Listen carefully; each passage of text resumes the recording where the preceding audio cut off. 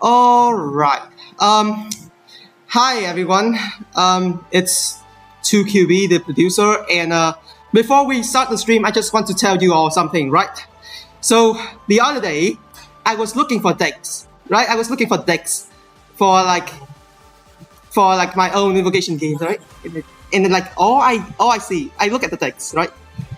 And the first thing I see is soup. Like just look at this. It's soup, right? And then I look further.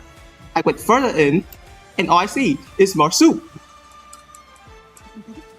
Soup here, and like even more soup, and then soup, and it's just everywhere, right? Why is everyone buying soup for some weird reason? I don't even get it. It's just all soup. Like, do you all believe it, right? I thought I was going crazy with all the soup around here. I went literally crazy over it, right? And so I Could thought, say it was a very soupy day. come on, Ian. And so like I'm sorry. and so like I decided, right, that I should be checking at like the other aisle, like the Chinese aisle, right, to see what they have. And look at this. This is 175 cards of 175 soups in every deck. Like it's all soup. Like am I being stuck at a soup store doing all of this? Can someone please help me? Please. How can I get out of this soup aisle? Folks, anyone please get me out of here. We embrace the soup. Oh. We'll be stuck here forever and ever and ever, and we have no choice. Folks, please. No, I don't want to be stuck at soup forever. I mean, it's fine. It's not all that bad, surely. It's just soup. Join us in gambling. What could go wrong? I'll probably have to call whoever made the soup. Just forgot like their name when I get to it. Like, please just get me out here. Anyways, while we're still stuck at soup, well, welcome to the bar table. I am 2QB, and for the first time ever, I am actually on stream. And here's the rest of our guests. Hello everyone, I'm JatNad, a bad player. Still managed to get invited to this podcast to talk about soup. So hope we'll have fun today. Hi, I'm Minun, the number one Emilie main in Europe. And as you can already see on stream, Emilie Glazer number one. You might also know me from last podcast. And I am Eon, your forever dumb, still slightly dumb, and just a bit dumb tournament organizer for GITCG. And we would like to say again a very good morning, a very good evening, or a very good afternoon to you, ladies and gentlemen, or non-binary people, as we welcome you to the Bar Table Podcast. Woo! Yay! All right. Yay. Yeah, let's go. Okay, so it's been 6 weeks, right? What have you all been doing? Playing Emilie. I mean, besides that, besides that. In TCG, nothing else. I have just been playing Emilie. God. Well, God. God emoji. How about you, JatNad? He was playing soup. Who would have guessed? Oh no. I'm playing both. I'm playing soup in my Emilie decks. Oh, No, God. guys. Oh god. Minun. Like honestly, like I really need to like look into like all your obsessions with soup, right? I need to look at all your obsessions with the soup, because this has been Okay, way. Good card. Soup is good. Yes, It's a good comfort food. yes. I'll probably have to contact like the Masters of the Night Wind to explain to me how we got all this soup craze going on. We'll probably have to ask them soon. But Mhm.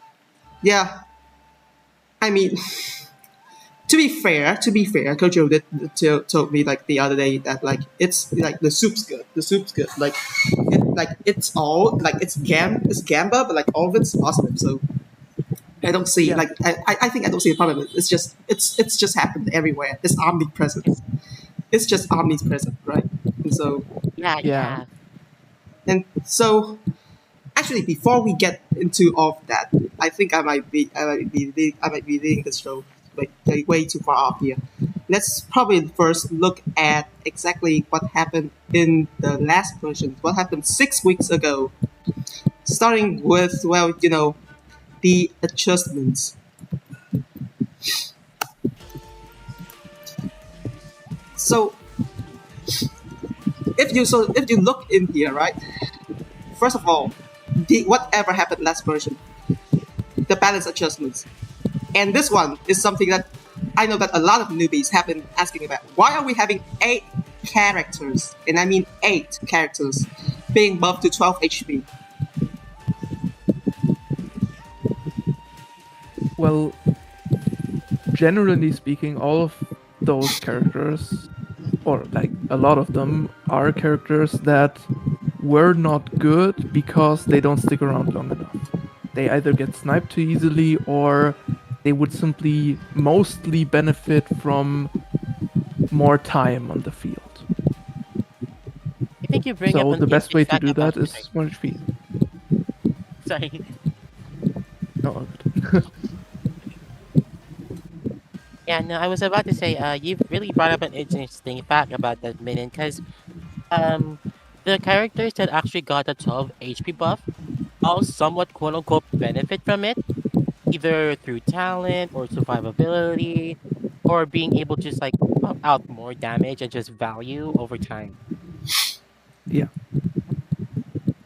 I don't know why Venti is there, but we're gonna move on. Oh, I don't know. Like, Oh, I think for some weird reason, like some of these they'll like get a lot more play when the buff happens, but like some of them just never get play at all, even with the 12 HP. well, yeah, I mean, Venti, as already mentioned, like, wasn't really a character that needed the buff, in my opinion. The problem for Venti was always, in my opinion, not that he doesn't have enough HP, but that he doesn't have damage. Right? He gives a lot of utility, but because all of his damage is only comes in two, it's just not enough. That was more of his problem, in my eyes. So the HP doesn't change that. Oh, and then also another thing about animal characters, right, is that they have a certain niche. Like, for example, Sucrose and Virgin, they can swap off the opponent's active character into the sidelines. Or with Kazuha, like he could swap the active position from his own to another character. And then there's Lynette, who also gains 2 HP if she uses her skill. For Venti, it's basically like um for 3 dice that you could get off the same value as with Dawn Winery or JG Shift. I don't think it's just like not worth it at this point. And like yeah, Minin has already said that Venti's damage is just not that good. Yeah. Like, two changing shifts on skill is good. Don't get me wrong, but the 2 damage just it would also be a little different if his burst had more damage, because then you would at least, like, if he's the last character, you would at least have like a big source of damage to potentially finish a game with. But because all of his damage comes into, you simply lag damage if he's last. But because he is mostly there to give you the free swaps, he will often be the one that's last in a lot of decks. Yeah, fair enough. How about you guys? You guys have anything to say about the sub HP buff? I mean, a lot of the characters make sense. In my opinion, Sidwin should not have been included because she is new, relatively speaking. Like, all of the other characters were older characters that were underperforming, but um, Sidwin already gets buffed by indirectly by those characters getting more HP because like Kokomi is another stall character that is also a catalyst which can use flowing purity, I think is what the weapon is called, which would already be a indirect buff to her. I just don't think that was necessary. I mean, we haven't seen her like take over immensely, luckily, but that was something I don't think was needed because she is that new. I mean, one deck that benefits from it is the Chlorant deck, where you use Siegewine's skill and feed the healing to Chlorant, so she gets more Bond of Life. Her being at 12 means, she can create more bubbles. True, true. There is that, yeah. Yeah. Right. Want to move on to the other changes Yes. that got? So Sure. also we also have here a well, some of them adjustment, some of them total rework of 4 elemental resonance cards. So let's go through each one. First of all, high voltage, which now gets a buff from just one random character. Well, not really random because it prioritizes active character still. To buff to like adding one energy to both your current active character as well as the next character without max energy. Yeah. Which is definitely a buff, just straight up. 2 energy is more than 1. And I've seen some like interesting cooking with it, but nothing really that's super insane. But it was definitely like I would say like Electro Resonance was probably the worst resonance before this. Now I don't think it is anymore. I think it's probably because of the fact that this specific resonance can only be activated if there are 2 electro characters. And I don't know about you guys, but at least in my opinion, electro characters have some of like the most least valued bursts in the game. Like high damage, sure, but in the long run, if you're going up against either a star or mid range deck, you're going nowhere with that. Yeah. And a lot of electro characters generally work better in combination with either 2 other elements or in different resonance decks. Like if you're playing an aggro deck, you want something like Pyro Resonance because that's simply you want the damage and the energy isn't that important in that. Yeah, fair enough. Yeah. And then we have impetuous winds, which I think it is probably called like an adjustment, right? So previously it will switch the target character and create 1 Omni die, but now instead of upgrading 1 Omni die, it nerfs it by only reducing. Like it kind of nerfs it a lot in the sense that like it only reduces like switching cost by 1 and doesn't bypass like switch tax. But it like but it makes up for that by allowing the next swirl to add 1 damage to like each of the other 2 swirl characters, possibly up to +2 damage for the next instance. So what do you think about that? Okay, like I said, Electro Resonance is no longer the worst resonance. I think it's now Animal Resonance. I really don't like this change. I think Animal Resonance was perfectly fine as it was, and now it's just worse. Like you said, it doesn't go around swap taxes like of Electrocube or False and Fortune or Mirror Maiden anymore, which sure it's like I think those are the only 3 cards that actually give a swap tax, but still it's Mirror Maiden is pretty good, and although like I personally haven't seen much of her this patch, she is still very strong. So that's definitely a drawback. Also, you have to consider that in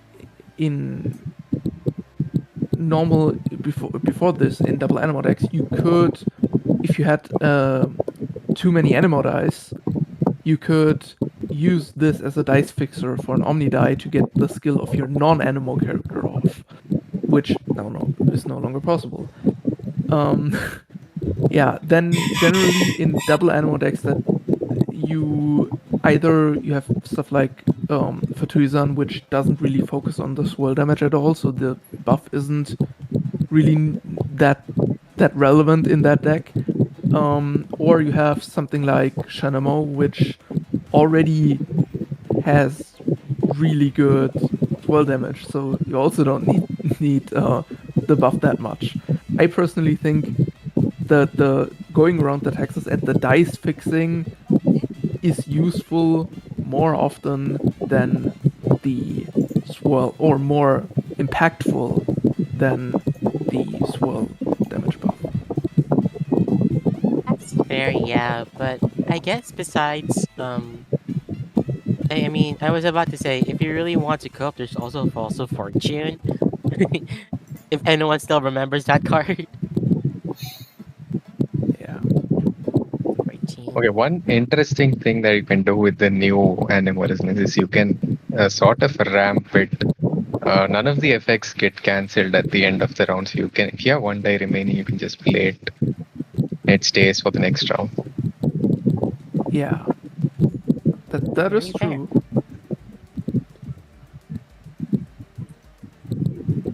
Alright, so moving on, the next one, which is a really interesting change. Exploring greenery, the Dendro and resonance.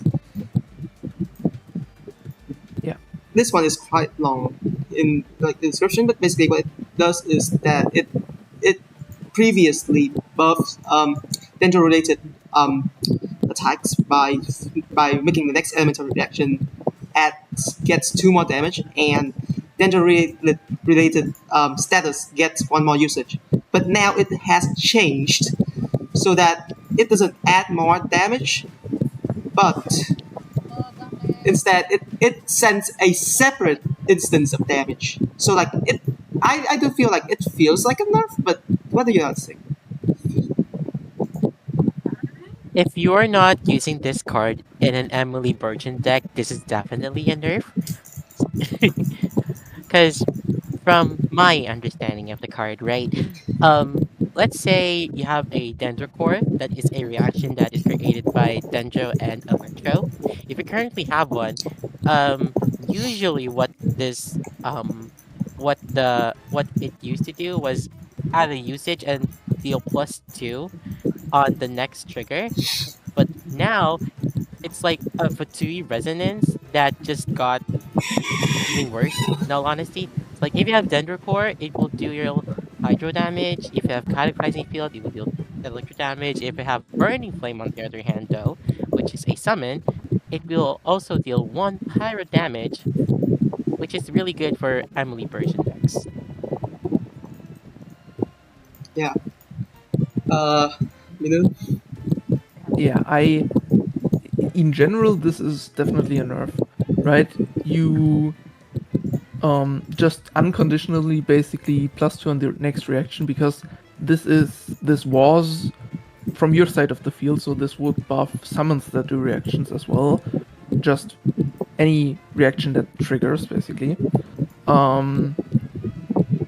So it was really good for like general use. You could also use it if you get it like from one of the Meloscenes, right? From you could just generally use it. It's now for general use a nerf.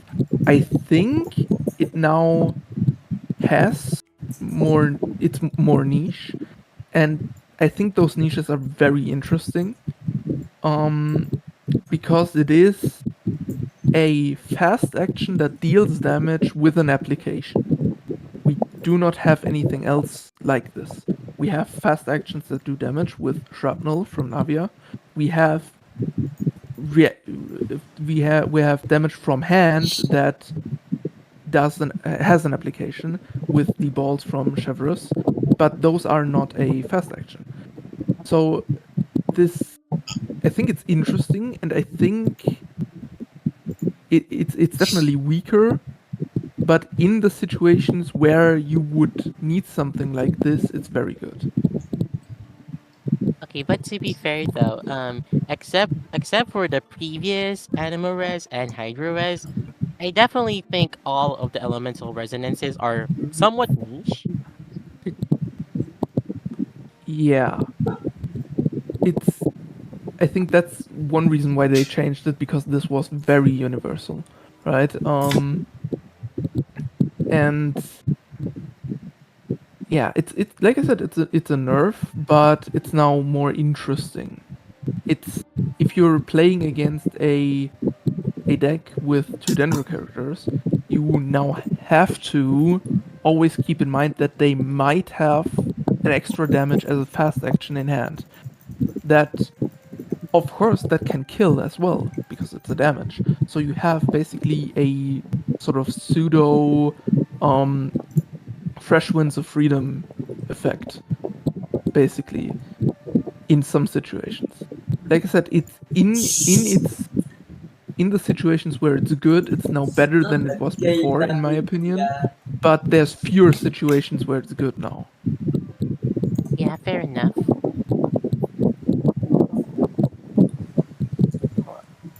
Um,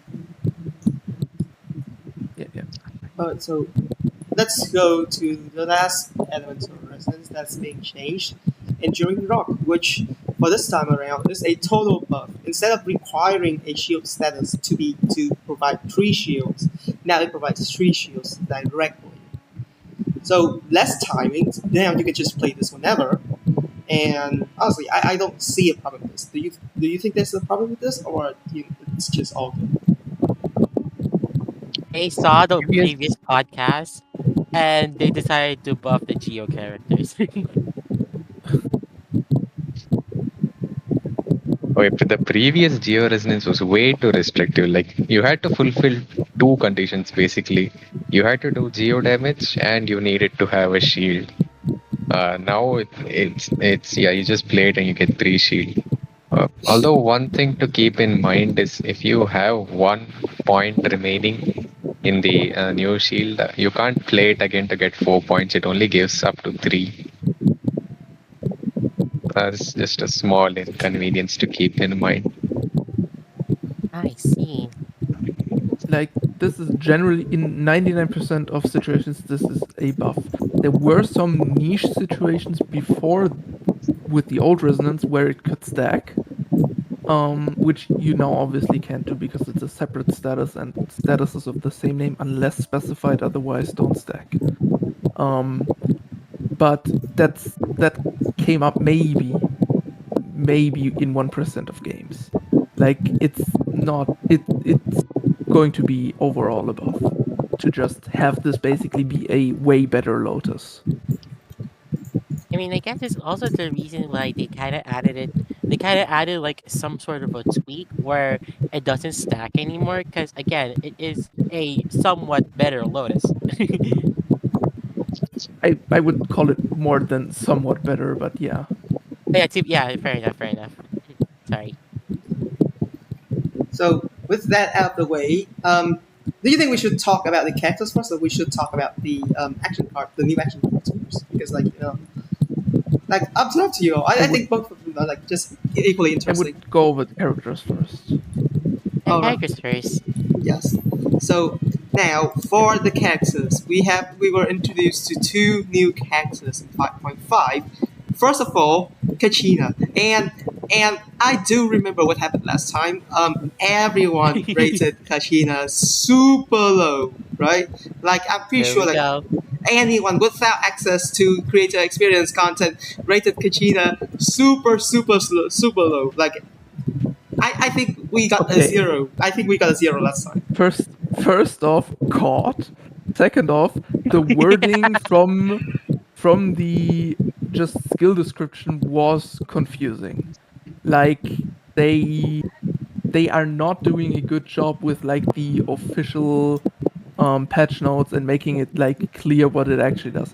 I personally, from the wording of the preview, thought she was only really going to be useful if you swap onto her and off of her frequently for her summon.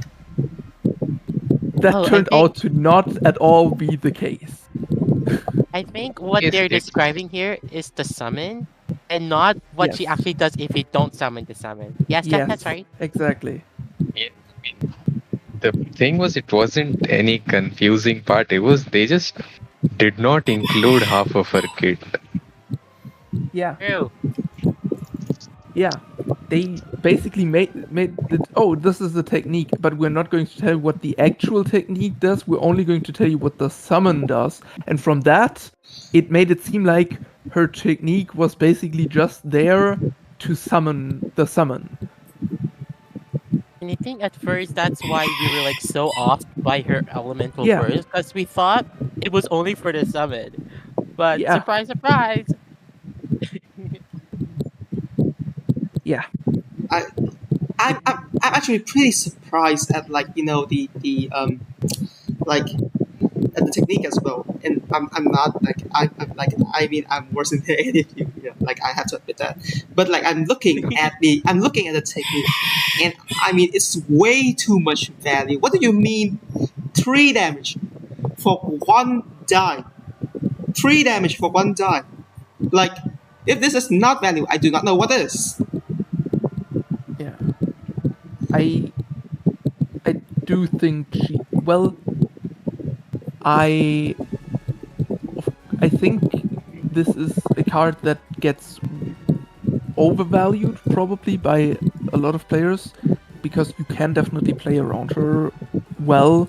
You oftentimes can just sacrifice a character around one and then win from there because they have used all of their resources and now you can basically do what you want. Day of Resistance counters her well, but I do also think the fact that a lot of decks started to include Day of Resistance specifically to counter Kachina should not be overlooked. I don't rate her as like an insane card. I wouldn't rate her as like a top 10 character or something, but she is definitely solid, right? Yeah. She's not like I think I said she was a 2 or a 3 in the stream in the last stream in the last The podcast. last one. She's I think definitely everyone better. gave her 2 or 3. I think everyone gave it Yeah. 2 or 3. Yeah, But also, yeah. But I mean for like just before we continue, you are not the only people who gave her a 2 or 3. Even like the Japanese people actually, no one gave her more than 3 back when she was released. No one knew. Oh. No one knew except well the Chinese. As they had access to, Damn. as they had access to the whole text, they actually had like better chance. Okay, yeah. Yeah. Yeah, this makes had sense. I would everything. rate her also like a 7 or an 8. And if you have the whole, obviously, you have the whole kit, then that makes sense. But yeah, if you don't know half her kit or the thing that actually makes her as good as she is, of course you rate her low. Yeah. fair enough. So I I'm seeing. I'm looking at the Japanese rating. I'm seeing like 7s and 8s for Emilie, and I like that. Oh yeah. of Speaking course of you do. Of course you do. yeah, speaking of which, Emilie. That's right. We don't have the Emilie Glazer here in like for no reason, right? So what happened? I think like okay, I think I said in the stream in the last podcast I rate her 10 if I include my bias, and if I just look at the card it's like an 8. And I somewhat stand by that. I think Emilie is very good. She's a good card. I also don't think she's like realistically speaking, leaving my bias aside, not a top 10 strongest card or anything, but she is good. The re-triggers from her passive is good. Her burst is pretty good. Her skill, her summon is really good. Yeah, just overall a very good card that has a lot of synergies with other strong cards, which is what makes her as good as she is. Because a lot of, or mostly Linny and Nahida, are very strong characters, and they have very good synergy with her. Yeah. I think we will go pretty like much deeper into this later in the show. For now, let's talk. Let's look at the rather overlooked action cards. I think two of the two action cards here are being overlooked right now. I don't see them talk that much. And first of all, the dreaded Grave Rider. And I say dreaded because it's a 5 cost. I think it's the first ever 5 cost in the history of the game, right? It's just was why. Outside of Talent talents, yes. cards, yeah. Outside of talents, yes. Do we have a talent at 5? I don't remember. I think we don't. There's Ganyu count, talent, no. there's Zhongli talent. Yeah. Oh, right. They Then- have to do with the 5 skill. But yeah, this is one of the most expensive And- cards. I think GG talent used to be 5 and is now 4. Yeah, he nerfed think. it to 4. Yeah. He buffed it to 4. Yeah. Yeah. But I did hear a lot of the scores around the Wave Rider saying that it at 5 cost it doesn't really provide the value that players expect. So Except if you're using Kale. Yeah, I mean, Wave Rider is so far from what I've seen good in one situation, and that is if you're playing stall and you're in a stall mirror. And that's it. Otherwise, it's way too expensive. It's just not worth it. Okay, but to be fair though, even for a stall player, 5 cost for something that Yes. doesn't really see that much value is just so bad. Well, it basically, you have to think about it this way. Once you have it equipped, the damage it does is actually pretty cost efficient. Like 2 damage for 1 is very good, especially if your deck also has potential to freeze and then shatter, which stall decks often do. So the damage, once it's actually set up, because in stall you swap a lot, right? So you will stack it with what you do anyway. We're very high in usages. So in very late game, like round 13, 12, 13, something like that, in a stall mirror, it can actually help to break the tie. But that's the only situation where you would use it, and it's not like stall is top meta right now. So if we ever have a meta where everyone plays stall, I could see this being used because stall mirrors are going to be very common, and this helps you break stall mirrors potentially. But then again, is it going to help you break a stall mirror if both people have it? If both players have it? Yeah.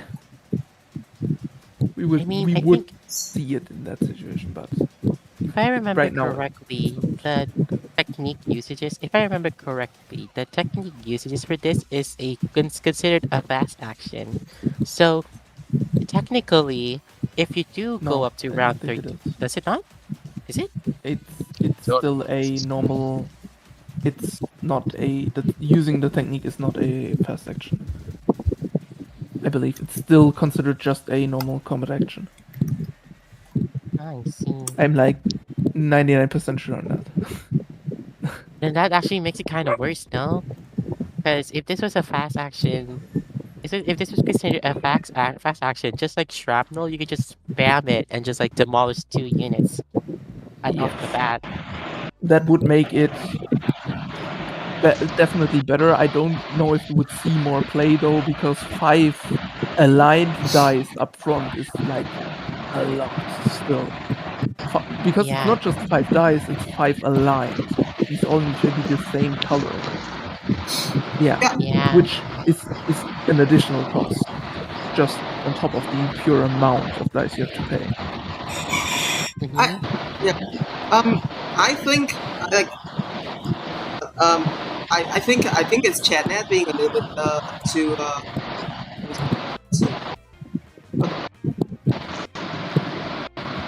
I think JatNad is actually writing an actual wave rider. for real though. He got tired being lost in the soup Immersion. aisle. We'll probably I'll probably have to tone down JatNad. Like Yeah.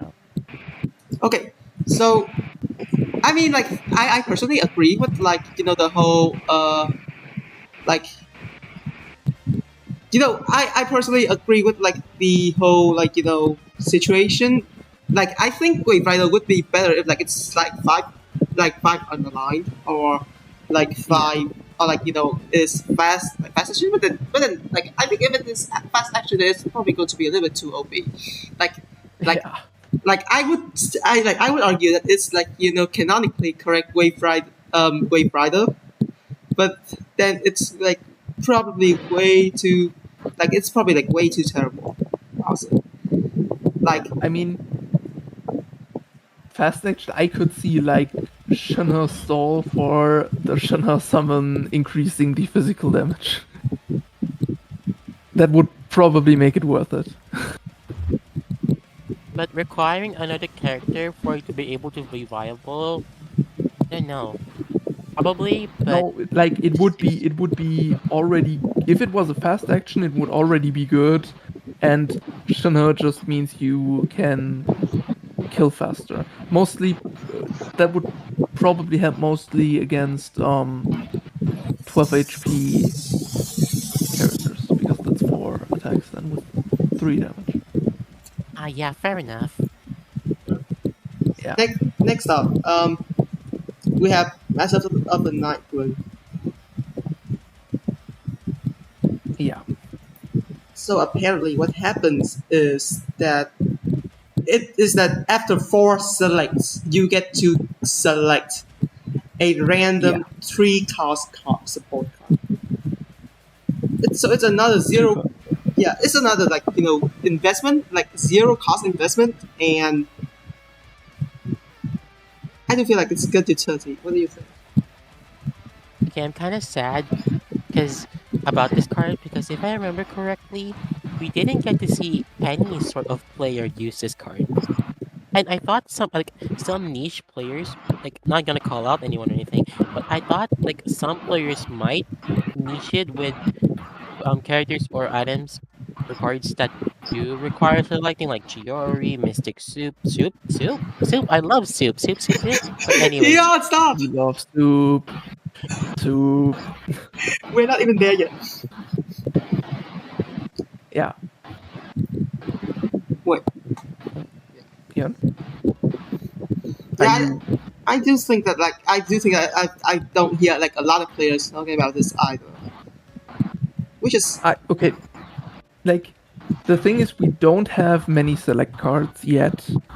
I'm saying yet because I'm imagining they will add stuff later down the road, because like they did so with this card, so they would probably here and there throw in another select card. But not only that, the most of these select cards, like soup is very good because you can splash it, right? You don't need a deck built around soup for soup to be good. You can just throw in soup into basically any deck and it's going to be at least okay, right?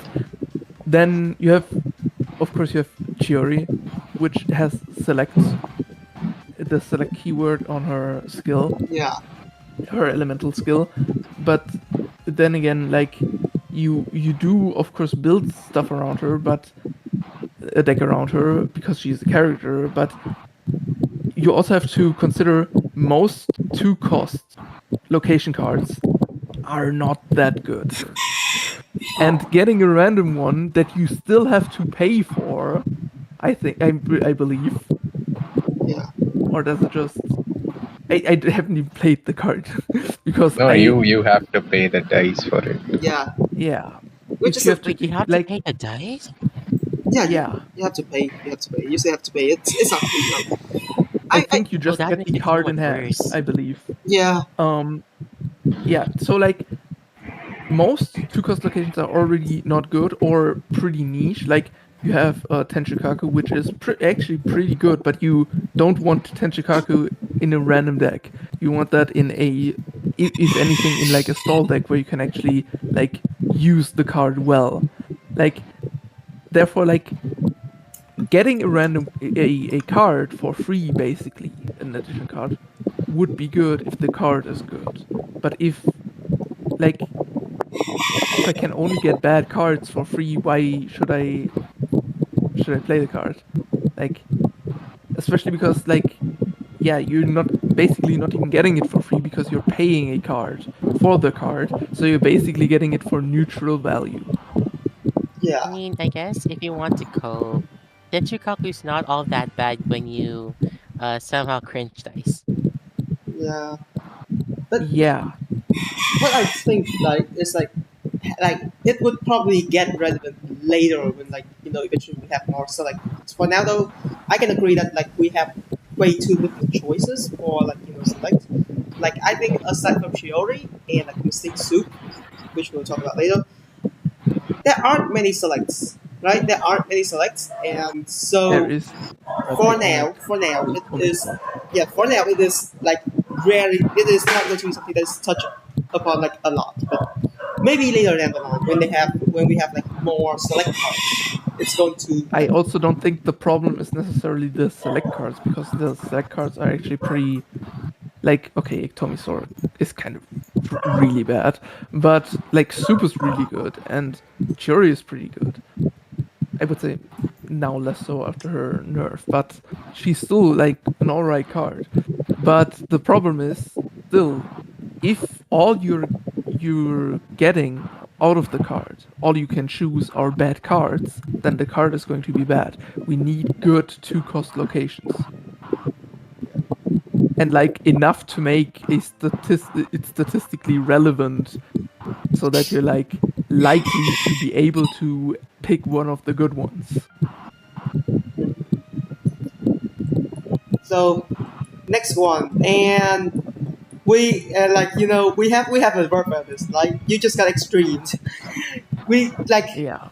basically in the name of the extreme is that one card where a lot of people were talking about because for four dice you get to swap hands and basically brick anyone's deck. Back when I saw it, my first thought was like it's not going to be helpful in like like normal like matchmaking queue or anything, but like in games with an open deck format, in tournaments with an open deck format, it can be abused. Well, not really abused. Yeah. Most likely get utilized. So I don't think anyone actually dare to abuse it. This Yeah. I card, think man, this card was so funny because let's say you're running a deck that doesn't rely on that much card draw, right? Imagine if you're like you got this card and you only have like 1 to 2 cards on your hand. Meanwhile, your opponent has 9. You could just like use this card and just grief your opponent, which is like so funny. yeah, Yeah, but I think like I don't I'm a Yoink hater. I don't think like card steal should be a thing. I also don't like Yumkasaurus, for example. Like I just don't think it's a fun mechanic that I want in this game. But it's here. Like you can't like change that now. And like I think the card is a little better than I thought at first, but it's like not. It's it's niche. It's like basically okay. 4 cost whale might be a problem. Like it if they because a little spoiler, we're getting another 4 cost card next patch. If they keep adding 4 cost cards, 4 cost whale might be actually real. Um, and in 4 cost Yeah. whale, this is like, this is awesome. Like in 4 cost whale, you don't care at all about your own cards. They're all going to be super expensive, and you can just steal a bunch of cards and you don't even care what you're stealing because all you're going to do is tune and discard it anyway. Like it's really perfect for that deck.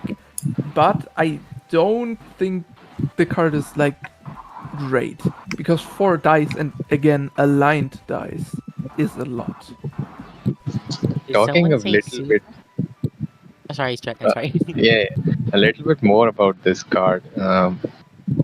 In a way, you can steal up to 10 cards from your opponent, and it could, grab away a lot of their key cards. And at the same time, since they draw 10 more from their deck, you pretty much know what cards they have in their hand. And I mean, on the flip side, you might not draw anything useful. I mean, you might not steal anything useful from your opponent. And if they still don't have their key cards in their hand, well, now you just made them draw their key cards. Uh, there is a lot of nuance that goes into playing this card. Yeah. I mean, one could say this is like an extreme situation for both sides. come Extreme on. situation. No, I mean, that's something you have to think about. Like, on one hand, you are going to cause, like, if you are willing to pay the cost, you are causing like a card deficit, because everyone has the same 30 cards. You can generate like maybe a few more cards, up to like 5 or 6 more cards usually. But when you steal cards from your opponent, that means they have like in total less cards to play with if they cannot like counter that with another extreme, for example. But then again, as like JatNad also said, like by stealing your opponent's cards, they get to draw more cards, so they could find a key card that they want. If RNG allows, which is like something you really need to think about, like whether you want to like take that risk or not. Yeah. I mean, I think, sure, you are technically speaking getting card advantage because you're stealing the cards from them, but we don't have a deck out punishment, so like that's not relevant if they have everything like equipped that they need, or like, as mentioned, like they don't have their key cards yet and you're getting them their key cards, then like it's actually probably detrimental to you that you've played it and you now down a lot of dice. So yeah, it's there is definitely a lot of nuance, and in like a deck as mentioned, whale, where you just want to throw away as many cards as possible, getting 10 more cards just to throw away, even for more HP, is good. That's why I said like it's pretty much the perfect 4 cost whale card, but yeah, so like it could be dangerous in like 3 or 4 patches if we getting another like 4 cost card each patch. Or you could just use it in whale decks. Yeah, Why are we planning to bring back Super Time? Why are you We're bring- planning to I bring mean, back Super Time? Seriously. Look, Super I Time was a good time. I don't know about you, but it was a great time, man. I actually like whale. I just don't like when you don't need to think to do your whale things. If you're playing whale with extreme, as we mentioned, extreme has a lot of nuance to it. Do you actually want to play it? Is the 4 dice worth it? Do they have their key cards already? Or are you going to perhaps let them draw into their key cards? There's a lot going into playing extreme, which then again I would like in whale, because I like whale. I just don't like when you don't have to think and just ka-ching E until she dies, and then you're super timing and win. I do think that if we have more four cost cards, and like with the current state of well, like having the HP only added at the end, maybe then well we will become good again. Like people will not be like doing branded things like that again, but like at least like well it's back to being viable again, because like getting plus 4 HP Yeah. every instance is a good thing. And now, last but not least, we're back to It's Soup the Isle. goat. We're back to It's Soup the Isle, goat. everyone. We're back. Oh no. Oh It's no. soup. It is soup. That's right, folks. One of our It's like soup. 4 select cards. Let's go. Yep. for Surprisingly one enough, for when my one father wanted to go back for the milk, he grabbed a lot of soup on his way. Yeah. insane. But Insane. yeah, but I mean, like to be fair, like I complained about soup at the start of the show, right? But let's be real. It's way too good to not pick up. I've seen every single deck picking up two of the soup like every single time, right? And I mean, there's a good reason for it. Like all of these are positive effects, and you get them for the low price of one time. You're so right about that. I'm just about to bring that up to you. Like, there's no effect that Mystic Soup brings into the table that is not good. Yeah, Yeah. Like, All of for them are one, positive. yeah, one cost, you can either get a hash brown, a tandoori, a fish and chips, or a like somewhat or another lotus, basically. Yeah. Technically, it's not tandoori or fish and chips because that affects your entire team. Fair enough. Fair enough. But I would say it's like, also it Tendori only buffs elemental skills and this buffs everything. yeah, this is more like a cryo resonance. Yeah. Oh, true, true. yeah. Yeah. Which is actually like pretty like I think there's really no reason to hate it. And to be fair, I'm also surprised like why like as we're going to discuss in a moment, it's still not being nerfed or anything. Like it's way too good value for Yeah. what it is. And I think like it's going to be one of the mainstays in the future if like I discover seems to be the I case. mean, it actually isn't. It isn't. The thing is, the individual effects aren't insane. Like as mentioned, one of the effects is basically hash brown, which, all things considered, isn't that great, right? As a card. The thing is, what soup has, which makes it so good, is it's roll compression, right? You get to choose out of 3 effects, meaning you're pretty much always going to have something relatively useful in there, right? All of the effects are basically equivalent to other cards. Oftentimes, like the healing is basically hash brown. The max HP increase is the max HP food. I forgot the name. Sorry. It's glittering Then gemstones. yeah, right, gemstones. Then you have basically a mini lotus, which yeah, it's worse than lotus, but it's most of the time like it's fine. 2 damage is still very good to block.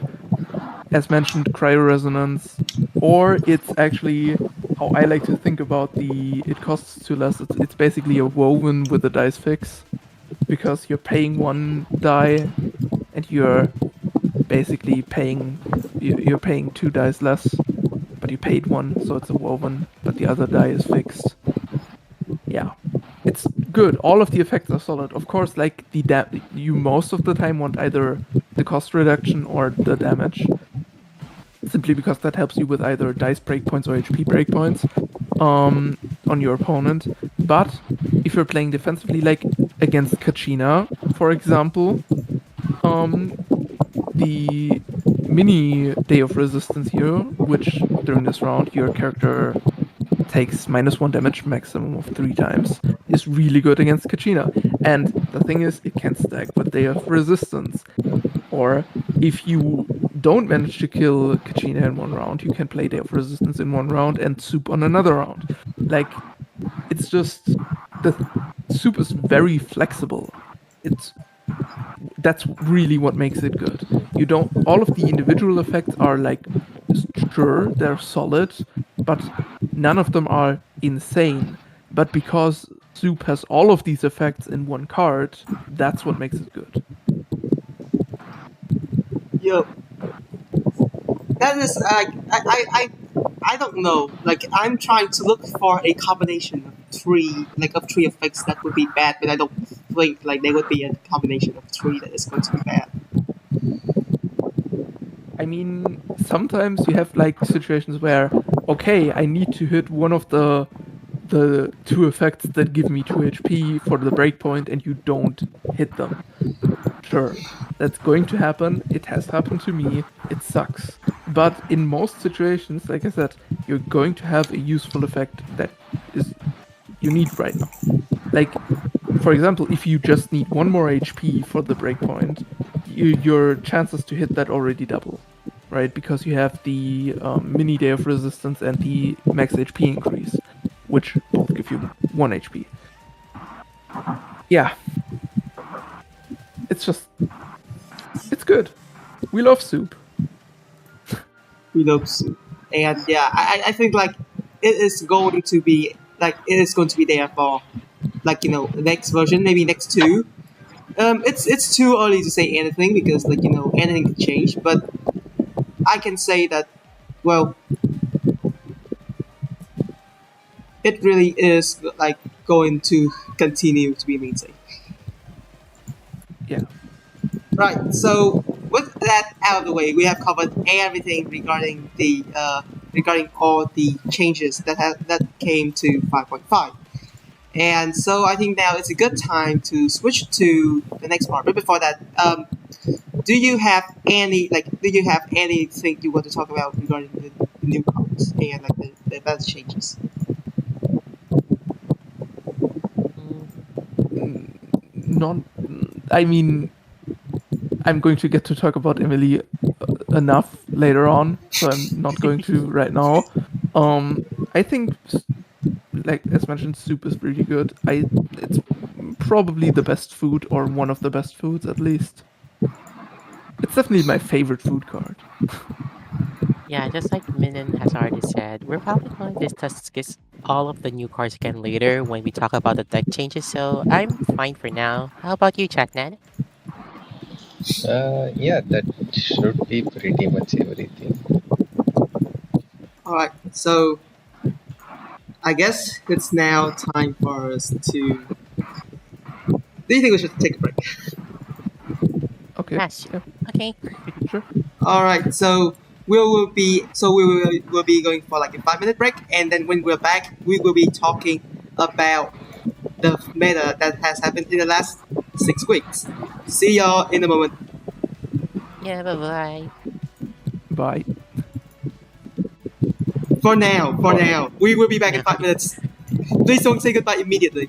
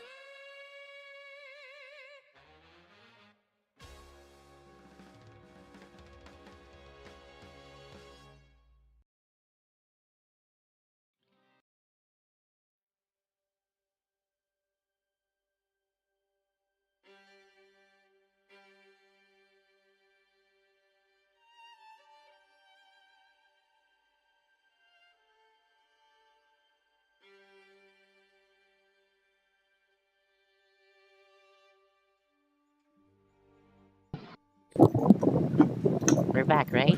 Hello, Yeah, we're back. everyone. We're back. We're Yeah. back. We're Hi. done eating soup. I'm sick of soup. Yeah. All right, so I'm now not sick of soup though. That's a lie. I'm that's what he never sick said. of soup. All right, so before we left off, we did say we were going to tackle the current meta decks that has popped up ever since the start of 5.5. And here they are. Uh, this is a current, if I remember, all servers. TQB, is this from Yeah. like a stats outside of GITCG as well? No, this is now a stat No. sheet. I had to like extract it from like a spreadsheet, and like it took me a while to actually like get all these into an image to present here because the Jamboard unfortunately doesn't allow us to like put an entire slide, like an entire spreadsheet. Yeah. I see. Yeah, fair enough. Fair enough. All right. So, Yeah. due to some time issues, we're probably going to be talking about the top five decks used here, but I think that should be plenty enough, right, guys? Yeah. Yep. All right. So, without further ado, Let's get this rolling, right? So, the very first deck, the top one, is like used by overall servers is the Sangonomiya Kokomi, Chiari, and Zhongli deck with an average usage of 20 players.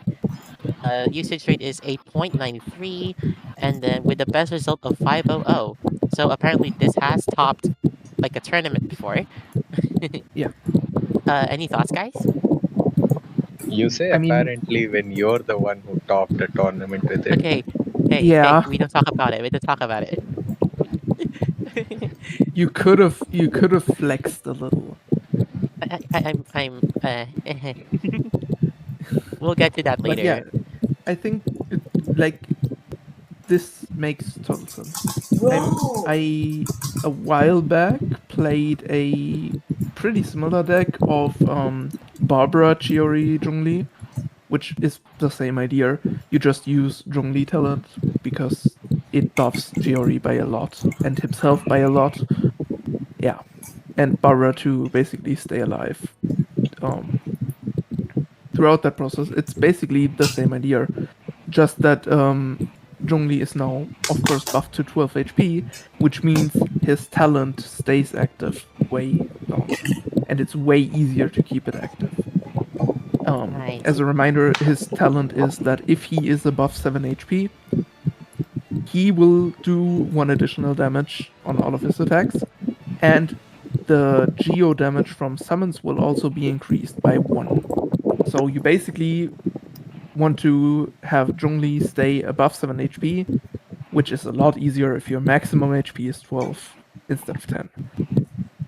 Yeah. I remember when we were talking about the HP buff changes earlier, like most of these characters that got buffed to 12 HP had some sort of value, a positive value buff. This is one of those values that I'm talking about is Zhongli Yeah, here because um Minin has already said that about his talent and stuff, but another reason why Zhongli being at 12 HP is just so good is because of his shield, not only of his shield stacks, but also his survivability when it comes to 1v1s. And I yeah, guess that's another reason why Kokumi is here, because Kokumi is another character that got buffed to 12 HP. And yeah, just like she has a cleanse in her summon, right? She has a cleanse in her summon, which goes well, which like does so well in a matchup that foreshadowing. We saw family will not be talked later on, but you know what I'm talking about. um. Oh yeah, and also why Chiori is here. Why Chiori is here? It's purely because of again what Minin has said before is the Zhongli talent. Um. It's the point of like Zhongli's talent providing +1 damage to all Geo summons, not just his own. So, and if we remember correctly, Shiori has a summon that also gives a +1 damage to yeah, her dolls or summons. So effectively, like if you are able to get the gotcha right, you will be able to get at round 3 or round 2 a 10 damage value by the end just purely off of summons, which is just like crazy in all of like combos, in my opinion at least. Yeah. It's really good once it's set up. Also, Chiori Talent makes her have 2 summons, which basically means she, with one action, gets to double dip on the buff from Zhongli Talent, which is really good. Really good, yeah. Is there anything that you would like to comment, JatNad? I mean, Kokomi being 12 HP makes her to 12 HP meat shield instead of a 10 HP one. Like, you very rarely use Kokomi's skill in this deck. Like, it's much better to do a Zhongli in a build towards his burst. But yeah, if needed, Kokomi can tank a lot more with that +2. And her skill has a cleanse. Um, I think, yeah, that's all that I wanted to say. Right, thank you. Also, funnily enough, um, this, despite being a quote unquote, uh, has from the matchups that I've seen whenever playing this deck, right? It's either you're going up against a mid-range matchup or a stall matchup, but funnily enough, this deck has no ties recorded, which is just like, excuse me, there's no way, right? Yeah. I mean, Uh, it will, the match will end quickly if you have so much end phase damage. well, that's fair enough. Anything you want to comment about TKB before we move on to I mean, Me taking over the stream. I mean, I mean, I don't know. I don't have much to talk about this. I thought like we've already discussed it in the break. Oh, sorry. I'm sorry. I thought you wanted to like Yeah. make like some sort of off comment, but yeah. All right, moving on. Um, do I Yeah, have to explain myself? Do I yeah. have? Okay. Wait, I Okay, need just for this one, I have to change the name to. you have to change it to minun, man. Just like Okay. okay, actually, before we tackle on the next deck, pass the Call. viewer count to minun. Just give minun all the power. No, it's fine. Like, okay. The this is takes overall usages into account for its placement, which is why it's that high. It's not good. It's not a good deck. I mean, if you look at the win rates, you have Zhongli Chiori with over 60%, and this deck doesn't even have 50%. You should, theoretically, perfect matchup, it's a 50-50. If you're under 50% win rate, you're just objectively not good. It's just objectively not a good deck. You're under the odds of a coin flip for a win. It's a bad deck. And right under that, over 60%, under that 70%, under that 50%, under that 70%. You can go down a lot until you find the next deck under 50% win rate. Right? Actually, There is a lot of other decks, including 2 other variants of Emilie, by the way, that have higher win rates. yeah, I was To about be to say fair, that too. in Yeah. in the case of the reason why the Dea variant is so high is because it has a very good matchup against Kachina. And Kachina was pretty popular, especially early on.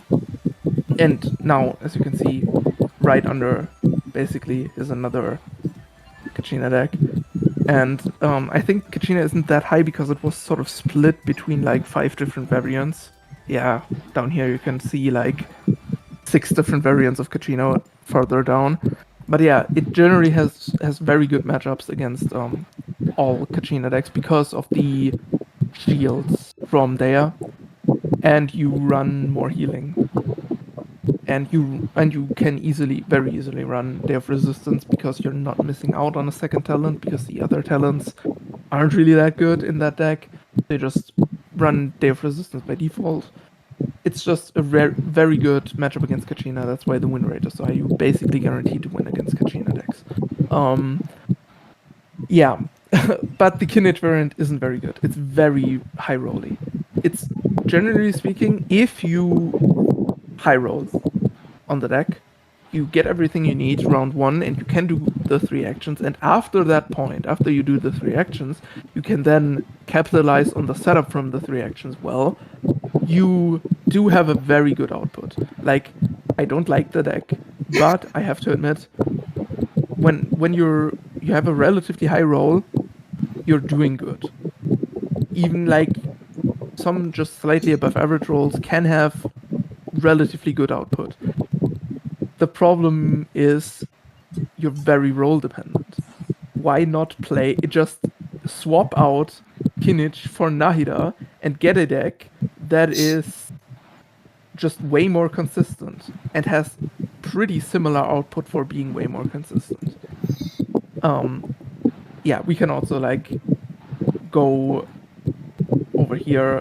I made some slides with actually example decks. Some example decks. If people want to test out all the different Emilie versions to like prove me wrong, here you go. All different deck lists that were actually used and did relatively well in tournaments. But yeah, I think the Kinich version sucks. I think like you have the option to play a good deck with like good characters to make Emilie shine, and you can use like Nahida, who is, in my opinion, a top 10 character, Lini, who is probably also a top 10 character, or at least top 15, and you can make them synergize very well, even more than they already do. And why are you playing Kinich? Why are you playing a character that is just bad instead of a character that is really, really good and has been really good for like 2 years? That's my opinion on that.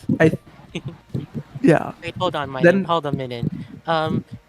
You're not saying Kinich is bad because it doesn't have soup like the rest of the two, right? No, a Right? lot of Kinich variants actually do play soup. Then why doesn't this one have soup? Because this was week 1 and people haven't been awakened to soup as much yet at that point. This but is also yeah. week 1, dude.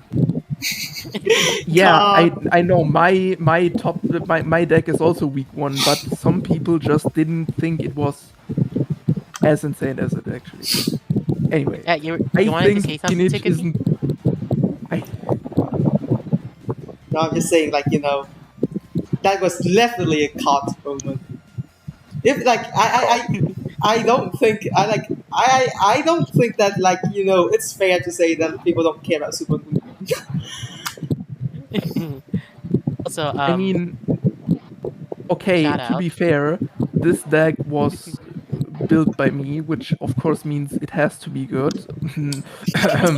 But yeah, and the other deck was actually built by Glass, who is also a very good player, who of course Yeah. would know this deck. I don't know who built this deck, but I know, like, of course Glass would know, would see the value immediately.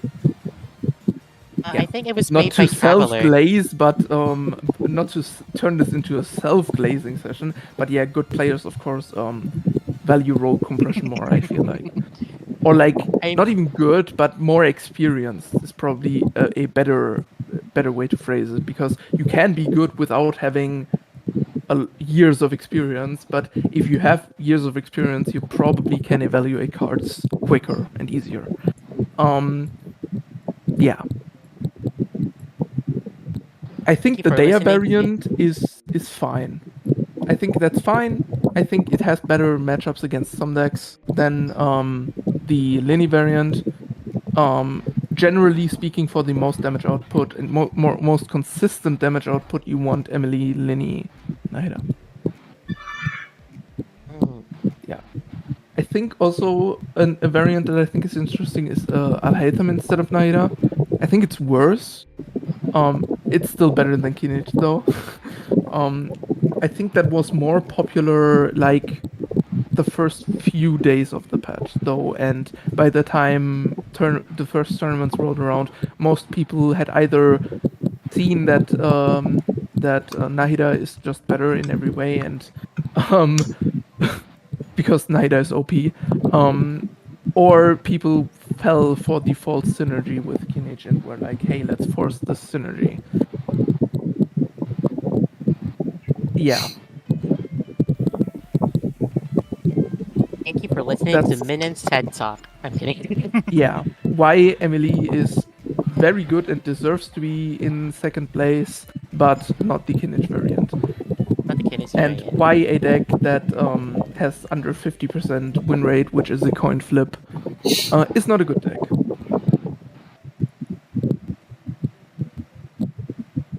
Yeah, Hey, anything else you want to add before we move on?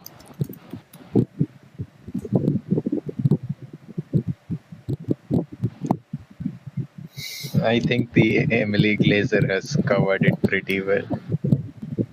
Fair enough. The God. Emily Glazer God. caught at this point. Like, Minun has the Emily FPFP at this point. I was gonna jokingly say, if you're going to self gloat, might as well drop the link to your YouTube channel, but I don't know. damn. Damn indeed. Alright, moving on. The third deck the third deck that is featured in the statistics here is surprisingly Mona, Golden Wolfer, and Navia. Now, if I remember this correctly, um in the previous podcast, this was placed at the sixth place. This was number six, Yeah, and then it dropped yeah. all the way to number three. Which I I think a big reason is, as you can see, like it takes usage, of course, into account. This list and a lot of players. You can see like the gap between people that played Navia and people that played Emilie is big. Um, but also, like I said, Kachina was very popular, but Kachina is split into like 20 different variants. If we go like down here with like the decks that have two usages or one usage, you can see like one Kachina deck, two, three, four, five, six, seven, eight, nine, right? 10. If the usage of another like relatively similar playing um deck or like character is split into 10 different decks, of course this is going to end up higher. But yeah, it's the position, I think, of how good it is hasn't changed much. It's still like a solid deck, but yeah. think we have a graph here of what a normal Wolf Lord deck looks like. Where is it? Where is it? Oh, there we go. Here we go. Yeah, Here we go.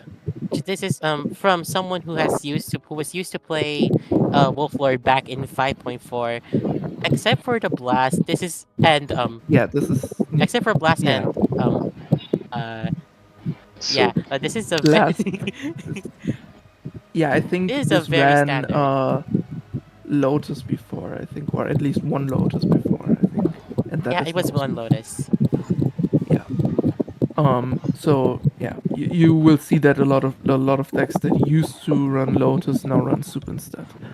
Um, yeah, I'm interested to find out that this runs two war princesses and one countdown. Usually, you don't you usually go for one here instead of two? I th- I mean, I would probably also run two just for more consistency. I feel like when you have your turn on Navia, you want to have countdown. You want to have Boar on you. So going for two Boar makes sense. It's Fair enough. Fair not enough. that you're going to use two, but it's more like when you're playing, you really want to have one Boar, so you run two, so you're more likely to draw one. I see. Yeah. Yeah, this apparently this also ran laboratory. That's interesting. Yeah, I mean, Laboratory. I mean, now you're using her skill with shrapnel counts as discarding the yeah. shrapnel. It, Oh it yeah, you're refunds a bit right. of the time. So like Yeah, two yeah, skills, and you basically activate the lab just from yeah. the Mm-hmm. ground, usually. And also, lab, of course, also counts tuning, which if you need to tune, which you might, that will also count that. By the way, That's really good. don't use lab if you're just going to tune. Just in case, it's not worth Yeah. it. like like my general philosophy with laboratory is if you're not running normal or any sort of discarded units, never use laboratory for tuning. Yeah, Just yeah, in general, guys. yeah. All right, I so mean, moving on. Oh yeah, yeah. I mean, lab is like really good when you can activate it because it is basically two womens, right? And Mhm. dice fixing, of course, because you pay. Always have to consider, but dice fixing isn't really worth that much. Yeah. Yeah, fair enough. All right, moving on to the number four spot of this stats chart, right? Is Singcho Chongyin Razor, which I um haven't heard that name in a long time. time. So for the people uh, that don't know, Singcho Chongyin Razor or Chong Razor for short was popular back in the days where hyper magic used to be a thing with Jet back in 4.5, I think. 4.4. I'm looking at the list right now. It actually runs Jet. Jet, yo, she's Year back. one Let's jet. go. She's back, guys. Let's Okay, so go. for context, the reason why we call this back when Jet this deck used to be popular, the reason why we call this hyper magic deck is because Jet's passive skill wasn't always what it used to be. Back then, if you get at least Aware. aware, if you at least get 4 stacks of Jet, you get Six. 6 It, dice minus 2. So which is like if you use a yeah, burst, I mean. If yeah. you use a burst. It's 6 stacks, and you get four Omni dice. Important Omni dice. Omni dice, yeah. So what this was also back. This is like people like talking about the old days. Back in our day, Seedbox used to discount one cost characters, and Yayoi wasn't nerfed yet, or one cost cards. So what you would have is a bunch of zero cost and one cost basically support cards that you could play very quickly, which means you can basically get Jet to 6 stacks by round two a lot of the time, or like round three at the latest. And you can simply then also can have two Jets, of course, because like any card, almost any card, you can have two copies. And because of Dunyazard's draw, and you're running just a lot of cheap draw in general, like Silly, which is also in this deck, you can basically oftentimes get Jet completely stacked by round two or three. And there were games back in the day that ended by winning in round two because you just get so many dice. Maybe Yeah, whenever we say back in my day, we need to do it in like in a grandpa voice, like my day. yeah, back My in the day. day. Back in the days. But yeah, no. Also, Apparently even even with let the me nerd own that yeah. complaint for a second. Back in Alright. my day, you couldn't just click on cards and they would tell you how many stacks they had. You had to memorize how many jet stacks you had. You couldn't just click on the card and see, oh, I have four. True. They're taking all of the skill out of the game. How dare they make it more convenient to play? Okay, yeah, but apparently even though with all of the nerfs have happened, Sea Dispensary, Yayoi, which is not in this deck list, and but people like players still found a way to like somewhat make this deck viable with Timaeus and uh Minty Meat. It's not as good as it I was think it back in the used to run day. just one Minty because you drew more. Oh yeah, true. Oh, I think Yeah, this is the deck where people ran no food. you just ran one Yeah, there Minty. was one minty meat. Oh, Yeah, okay, okay.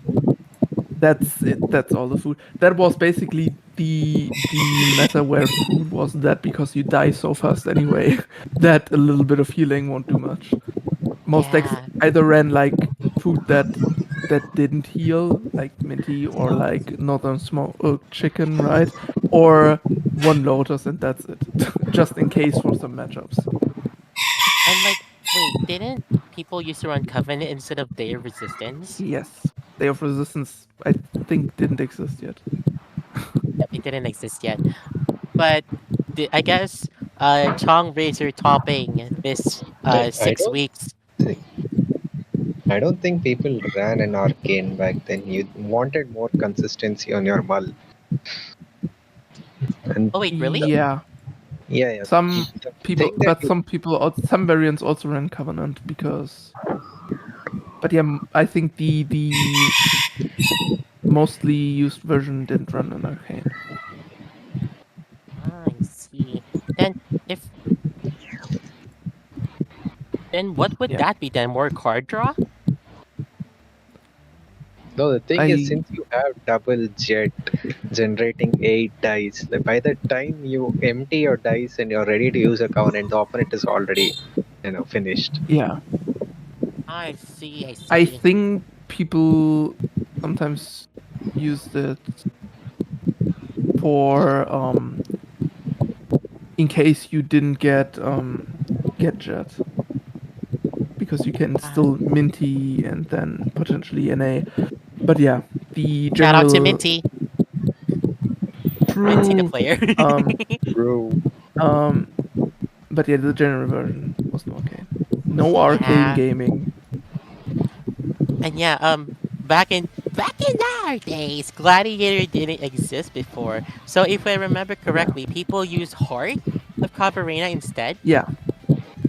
Yeah. Yeah. It was always to cover arena one glowing rings. I guess this deck just goes to show that even after all time has passed, players still found a way to make this deck viable. I mean, it's like it was like always sort of on the verge of being viable because like the characters are all just like very solid and work well together. And like even though like the magic engine has gotten a lot of nerfs, it's still like the payoff is still there and it's still like good. Mhm. Yeah. Also because I I like I, I Razor, which is like I like that I love this deck because his I Razor is in here. also think this specifically has a Day of Resistance for the Kachina matchup because you need to Tincture Burst. Otherwise, it Oh, would true. probably run Golden House. Wait, would you even rush Synchovers in a Kachina matchup? I don't know. Either way, you don't want a character usually to die round one. I see, I Um, see. so, like, Day of Resistance is just a good pick against that. Against FTKs, like, in general. But, like, Kachina is, like, the most common one. Yeah, no, crazy how this deck has a 0.37 more win rate than the standard Emilie deck. What do you have to say about Yeah. that, Minin? In your face. No, I'm kidding. Oh no, how will I recover from a third of a percent? Ah, No. All right, all right. Moving on from the final deck that we're going to talk about. In the fifth spot is, not surprisingly, I'm sick and tired of seeing this deck. Thomasino and Crab. I think that's also why it's that low because just like it's like only quote unquote 7 people played it or like it got played 7 times. That's it. And I'm starting to Like, notice that. Wait, I think. Yeah, this is like again explainable why this has a 311 highest score. But yeah, Crab has a 311 highest score too, yeah, Round timer which aware. oh, round timer, true. yeah. Round Because timer explains it 2 times. Cookie with her talent probably stalling out. Yeah. All the crab players migrated to playing zombie. True. True. Okay. You didn't have to call me out Mid-rangey. like that. Mid. I used to play crap. I swapped to Emilie. I went back to my roots and played aggro. Hey girl, yeah. Oh yeah, speaking of aggro, I think I have seen plays where like aggro just does so much pressure to specific deck, which is Sino Crab. Wait, let me swap off to the deck list that a featured deck list for Crab here. Yeah, like It's also there's no cards. arcane gaming, I think. Yeah, no True. Card arcane. Arcane. I'm actually kind of surprised that, well, it does make sense, but it's like interesting to see that Moonpiercer on one has sort of like become popular. I guess like Kevin Z shilling it has helped. um, Okay, but to be fair though, it's good. before the what was the other spear that went well with Sino? No, The it was shield. always Moonpiercer in this. I was It thinking was about Sino Chevy. Sorry. All right, yeah, drill, yeah, Prospectors drill. Prospector's yeah. drill. Yeah. That is good because of the discard of Chevreuse. Yeah, the ball from Cool. Chevreuse. Um, yeah, it was always Moonpiercer in this, and I have lost to Moonpiercer. That was still when only Kevin Z was still running it, and I played against him, and I lost because I didn't calc the breakpoint Shout out to um, Kevin Z. for Moonpiercer. Yeah. To be fair, losing against Kevin Z is like the least shameful thing you can admit. To Inzaghi, Yeah. on the other hand. No, I'm kidding. We don't go that No. far. Let's Oh, not go. do we have beef? Do I smell beef? No, it's not beef. It's more like he's too good, guys. No one can defeat the That, guy. yeah. Yeah, no, I also noticed this deck runs soup. Yeah. Some variants used to run macarons, and this is just like better in like every way you can imagine. Yeah, fair enough. Yeah. Otherwise, like, what is there to say about crab? Like, it's really, really good. It's really consistent. You basically don't get bad starting hands. Even like if you get screwed by dice, you can often save yourself. Um, Once crab gets rolling, not a lot of stuff that can stop it. Yeah. Yeah. Well, I guess that's probably it. We can talk about the other decks here, but I'm afraid we don't have enough time for it. So, I think like, just even we have like broadly spoken, I think, about at least the fact that Kachina was like spread out. And that's why she's not up oh super yeah, high. Kachina. You saw Kachina everywhere. Like I said, like there's like 10 different deck lists with Kachina here. It's just that her usage is very spread out. There wasn't like one Kachina deck. There was a lot of Kachina decks. There's a lot of Kachina, guys. Oh my god, Just someone actually played Emilie Collet. That's so base. Holy wait, shit. where? Well, look, Here. it's Oh no, look, it's Emily Calhatham. Yeah, that's what I said. It's like fine. But yeah, the Collei version is based. We love Peter in this house. Let's Oh yeah, I go. remember this. I remember this. I I think I tested also know. this. I I also wait.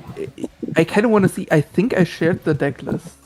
I kind of want to see if the deck list played in the tournament is my deck list. Um, okay, I hold on. will We're pulling probably hunt this down after the podcast to see if it's my deck list because that would be kind of funny. hunting down Yeah, hunting down the podcast. yeah, hunting down the list to see. But yeah, Oh, you see also some. another interesting fact that I want to bring up is Yai Miko usage went pretty low, like right after the last patch, which was like 3 Yai Mikos at top 6. What happened, guys? I mean, nothing. People just play new cards, and that's it. Like she's Oh yeah, still fair enough. good. She's still good, but I like mean, also if you want to play a summon based deck, you're probably going to play Zhongli. Wait, you were about to say something, JatNad? yeah, the Natlan Arcane, Yaimiko, Shinyan, the drumstick deck. Against Zhongli, it now has more HP to punch through, so it Yeah, just fell off.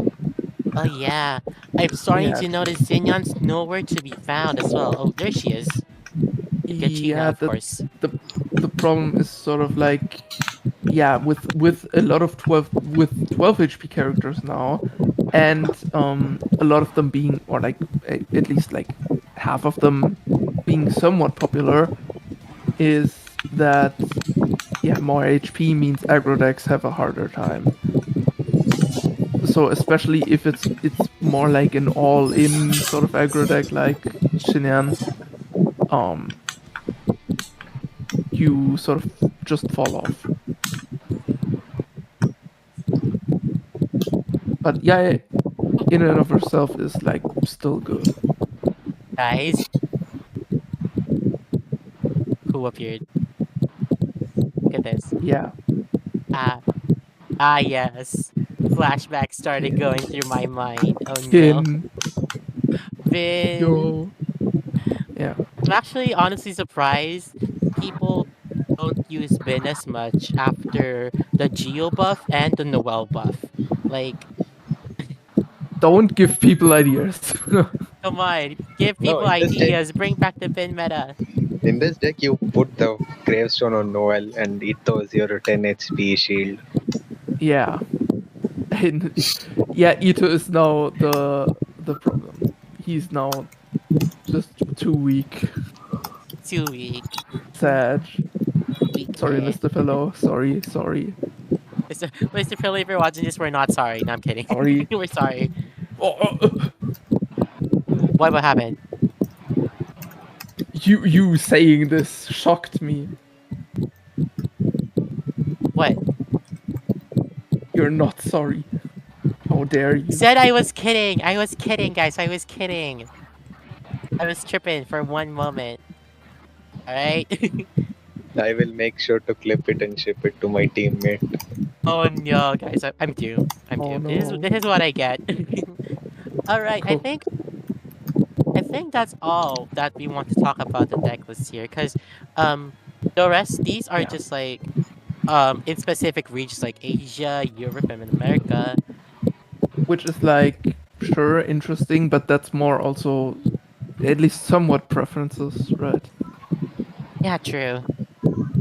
Or like more sort of the server specific metas, right? Crazy how at least in the top 3 there's always a Kokumi Zhongli deck. Hmm. Also, Minun. Uh, uh, uh. I know I am not happy about it, but if you look at the win rates, I'm sure. Oh, this was over 50%. No way.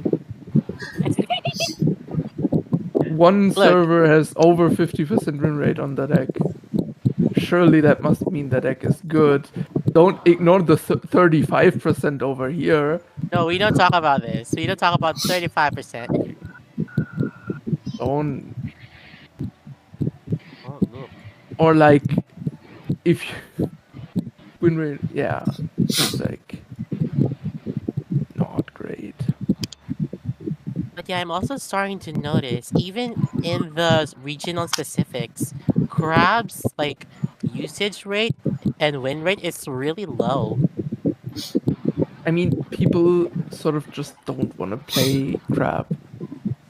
Yeah, that's fair. Like Is this crab has been good for what, like 7 months now, 8, something like that. Like sometimes you just like wanna stop and not play the same thing for 8 months. Yeah. yeah, that's true. Like, and it's starting to worry me a little bit. Like, is there going to be a possible future where players just don't play crab anymore? Like like Norwal? I mean, the thing is, crab is still good, but like, yeah, people just don't want to play the same thing over and over and over and over again. And I mean, crab especially if the new thing is like relatively similar, like Zhongli, like why not play the new thing that you haven't been playing for 8 months? So and crab Yeah. didn't get gutted nearly as hard as Narwhal did. Like once you start playing tournaments that require more than one deck, crab will see play. yeah, Fair enough, fair enough. All right, I guess we can now move on to the weekly results. So, in case anyone doesn't know, no way, you're kidding. Hold on, wait, no, no, not yet, not yet, not oh, yet. I No think way. this this might The be the stuff, five the point translated stuff from the creator Yes, experience. yes, yes. It's the creator experience part. We will touch that later. We will touch that later. Please Okay, do I not know, jump I on know, it now. I know, I know, but like I just got No, jump no, no, scared. no, no. It's fine. I It's just fine. got jump scared. Sorry, sorry. All right. It's all good. Let's move on to the weekly results because this one for this one I mean uh it's all just GITCG based. This is base statistics that we got from hosting weekly tournaments in GITCG. Yeah, Any notes that we can get off of here? I think the Emilie player in week 1 NA is pretty cool. Hold I on, mean, hold on, besides that, hold on. I think Minun's up to something here. I think Minun's up to something here. what? I think Minun's I definitely mean, up to something when like mentioning that one specific player. what? No. What Wow. motive would I have to mention that Who, specific player? That is definitely not me. who could this Definitely puzzle because player they are be? two very different Pokemon, Yeah, Gotta catch 'em all. Okay, completely unrelated. yeah. completely unrelated. Surely this is also completely unrelated. Nah, I'm kidding. I'm kidding. No, wait, look away. Hmm. We look away. We look away. Viewers look away. No, I would like to suggest that you do not look at the 5.6 stuff before you sorry. finish with this I'm part. sorry. I'm sorry. I'm sorry. All right. All right. We won't. Yeah. I'm sorry. Yeah. No. Anyways, besides the unconventional one, unconventional sponsoring, I'm noticing that there's actually like besides the dominant Zhongli results, there are other Yeah. ones that popped up too, like this Yamiko deck, another Yamiko deck, more Zhongli, more Q. Yeah, I mean, like, it's as mentioned. Yeah, is like not bad. Like, she's still good. Um, of course, like she will do good if she's played, but yeah, people tend to want to play newer stuff more, especially because like our tournaments aren't like super try hard. The tournaments we have in the server, so like you're more likely to try out newer decks that are still good, of course, because like a lot of people still want to win, of course. Like if you're going to play in a tournament, chances are you want to win. Um, yeah, so people tend to play more newer stuff, I think, in the weekly tournaments we have than perhaps more serious tournaments with like large prize pools or whatever. Um, because like if like I played Emilie, but if I was like, hey, play for like $1,000, I would play crap. Like That's definitely a so diss. That's definitely some beef. it's not. Beef It's just hidden like words. if I'm playing for like really high stakes, I'm playing what I know has the highest chance of winning. Fair enough. So I do want to ask you guys something, right? Because if we start to like take a notice about all of these decks, like Chong Fraser, Emily Burgeon, Chlorind, I think except for Crab, none of these are stall, right? I mean, not really. I Yeah. mean, Zhongli can sort of stall out if needed, but yeah, even Crab isn't like some variants are definitely like stall. Um, but generally Crab is also more mid-range ish. Yeah.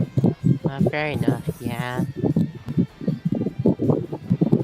So, before we move on to the next topic, I want to take a quick look at another stat chart.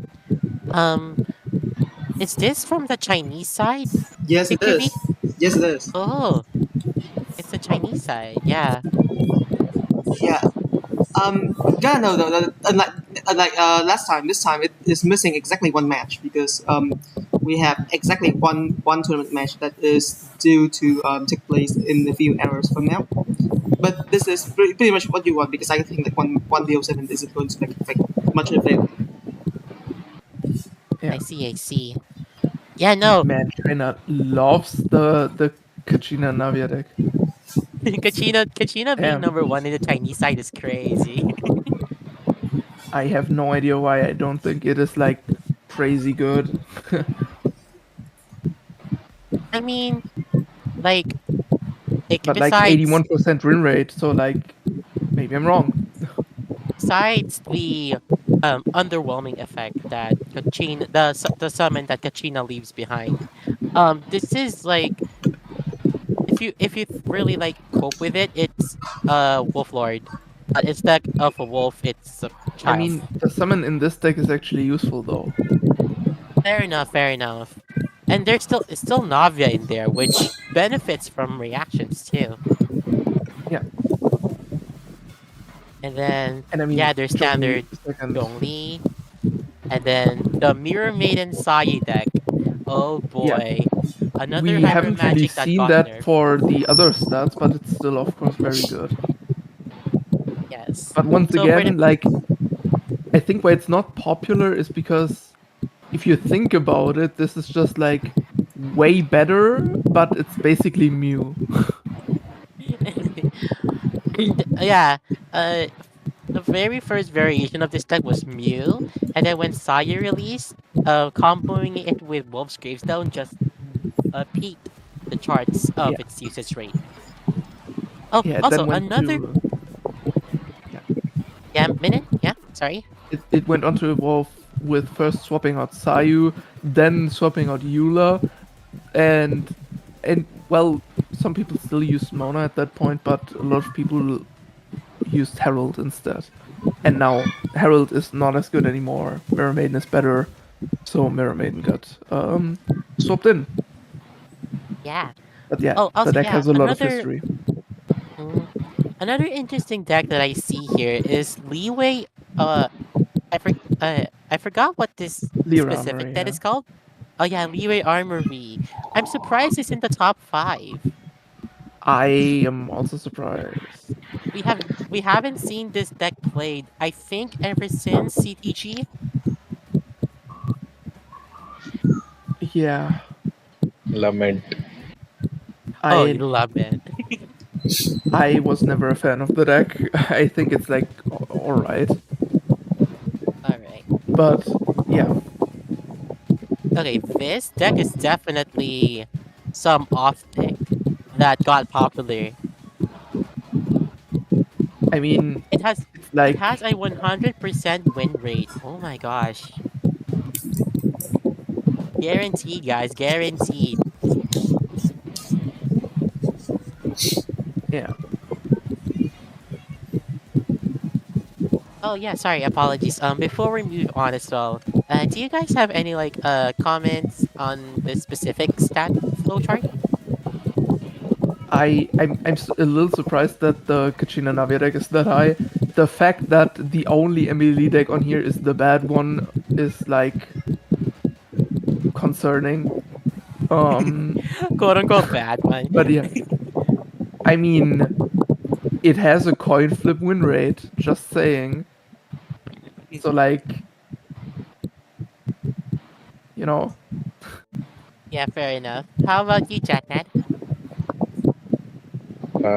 I mean, probably why Kachina is higher is because this list is sorted by wins, and it was yeah, play. Yeah, I think it was played more than the Zhongli deck because the Zhongli deck kept getting banned. yeah. Games plus band. If you look here, Kachina has no bans, and the Zhongli deck has 6. So like, yeah, Yeah, fair. Oh look, would you look at that if it isn't a stall deck? Woohoo! yeah, Alright, so sorry, excuse me. I have really bad sore throat right now, but why don't we move on to the character form, ladies and gentlemen? Are we yeah, okay with that? Yeah. So this guy, in the GITCG server, which by the way, definitely recommend you should join. There will be a link down true, in the description. Um, a s- a very respected tournament staff. Shout out to Summation. Hosts a character rating form in the server, and basically what it does is you can go in that form yourself and vote which character is you think is like higher up. Like you can rate them in your own way. So yeah, let's tackle on the very first top 5, right? Top 5. Number 1 with a rating of 8.75 is Emperor of Fire and Iron. Um yeah. wasn't this guy Crap. like top 4 back at the last podcast? You can He see was he number went up two. 1. He This was is number since 2. oh he was number 2. I see, I forgot. Yeah, He was number 2. Yeah, not surprised to see him here. yeah. I mean, what's there to say about Crab? Crab is What's Crab. Travis Yeah, Crab? He's strong. really strong. Really strong. Yeah. And in the number 2 spot, so we're gonna move on now. In the number 2 spot, that moved up 4 spots from the last one and has a rating of 8.68 is Lenny, which is Yeah, whoa. Totally did not expect that. Definitely not the most valuable pyro character in the game right now. Whoa. Crab is also Pyro. I mean, that's not a monster card. Saved, saved. I um, mean, yeah. obviously there's Crab, but second is Lenny. Crab doesn't count. Crab is a shield character. It's a True. shield character. It's a pyro character. Next, all right, Yeah, moving on to a new placement in the character form with a rating of 8.64 is a child. I'm saying right now that's cap. um, but yeah, that's not correct. But I mean, yeah, people love aggro so much, don't they?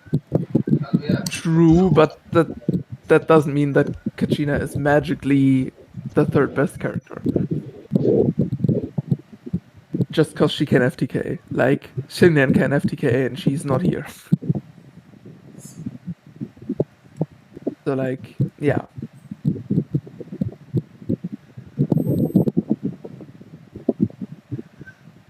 Um,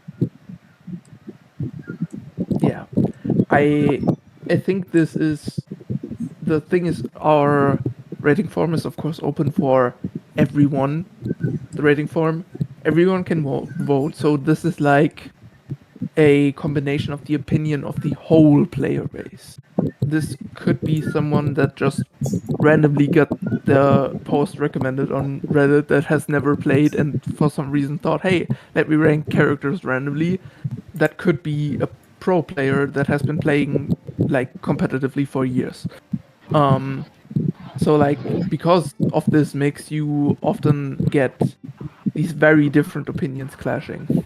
Because like a lot of I feel like a lot of more casual players, newer players, or bad players will rate Kachina very high. Because if you don't play around her or don't tech cards against her, she is very strong. Because like yeah, she just does a lot of damage. Of course, there are ways to play around that, but worse players or newer players might not know those ways or aren't good at executing that knowledge. So she simply seems way stronger than she is in the grand scheme of things. So the rating makes sense from that standpoint, but I don't think she is actually the third best character. Dang, okay, bad players. I see you, Minute. That's not Dang. supposed to come off as an insult. It's like everyone has to start somewhere, and I definitely like when I was newer or like when I quite frankly like sucked at the game, had a lot of opinions about characters that were just plain wrong. Now looking back, I see, I see. Right, wanna move on to the number four spot then? Surely you won't dish out some sort of like okay, negativity, surely, Minin. That I is have also said this capped. before. I have gone on record saying in the good Emilie deck, Nahida Lini Emilie, she's the worst character. That doesn't mean she's bad, but I don't think she is top five. She's good, but she's not. Oh my god, this is one of the best characters in the game off the top of my head. Good. Fair Like enough, there's a fair. solid few characters I would rate above her. One of which is like I said, Nahida, who is not here. But I would say Emily is better than Kachina, which already, even if we're saying, hey, both of them are top five, I think Emily should be above that. I see, I see. Any opinions so far, JatNad? Uh, I mean, new characters whose decks are very accessible and easy to play, which means they're popular, and Yeah. players go play and they face popular decks and they lose, so they just think that they're very strong.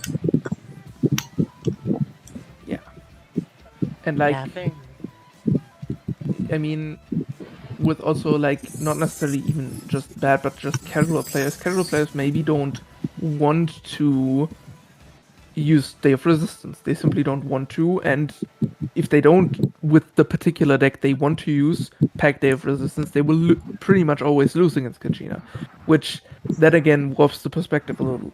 Which there's nothing wrong with just like playing casually and playing whatever you want, right? Like it's a game, have fun, but like yeah, from a meta standpoint and from how strong the characters are, that of course warps the view. But also, this rating form isn't really meant to illustrate how strong characters are. It's more so there to show what the opinions of characters are.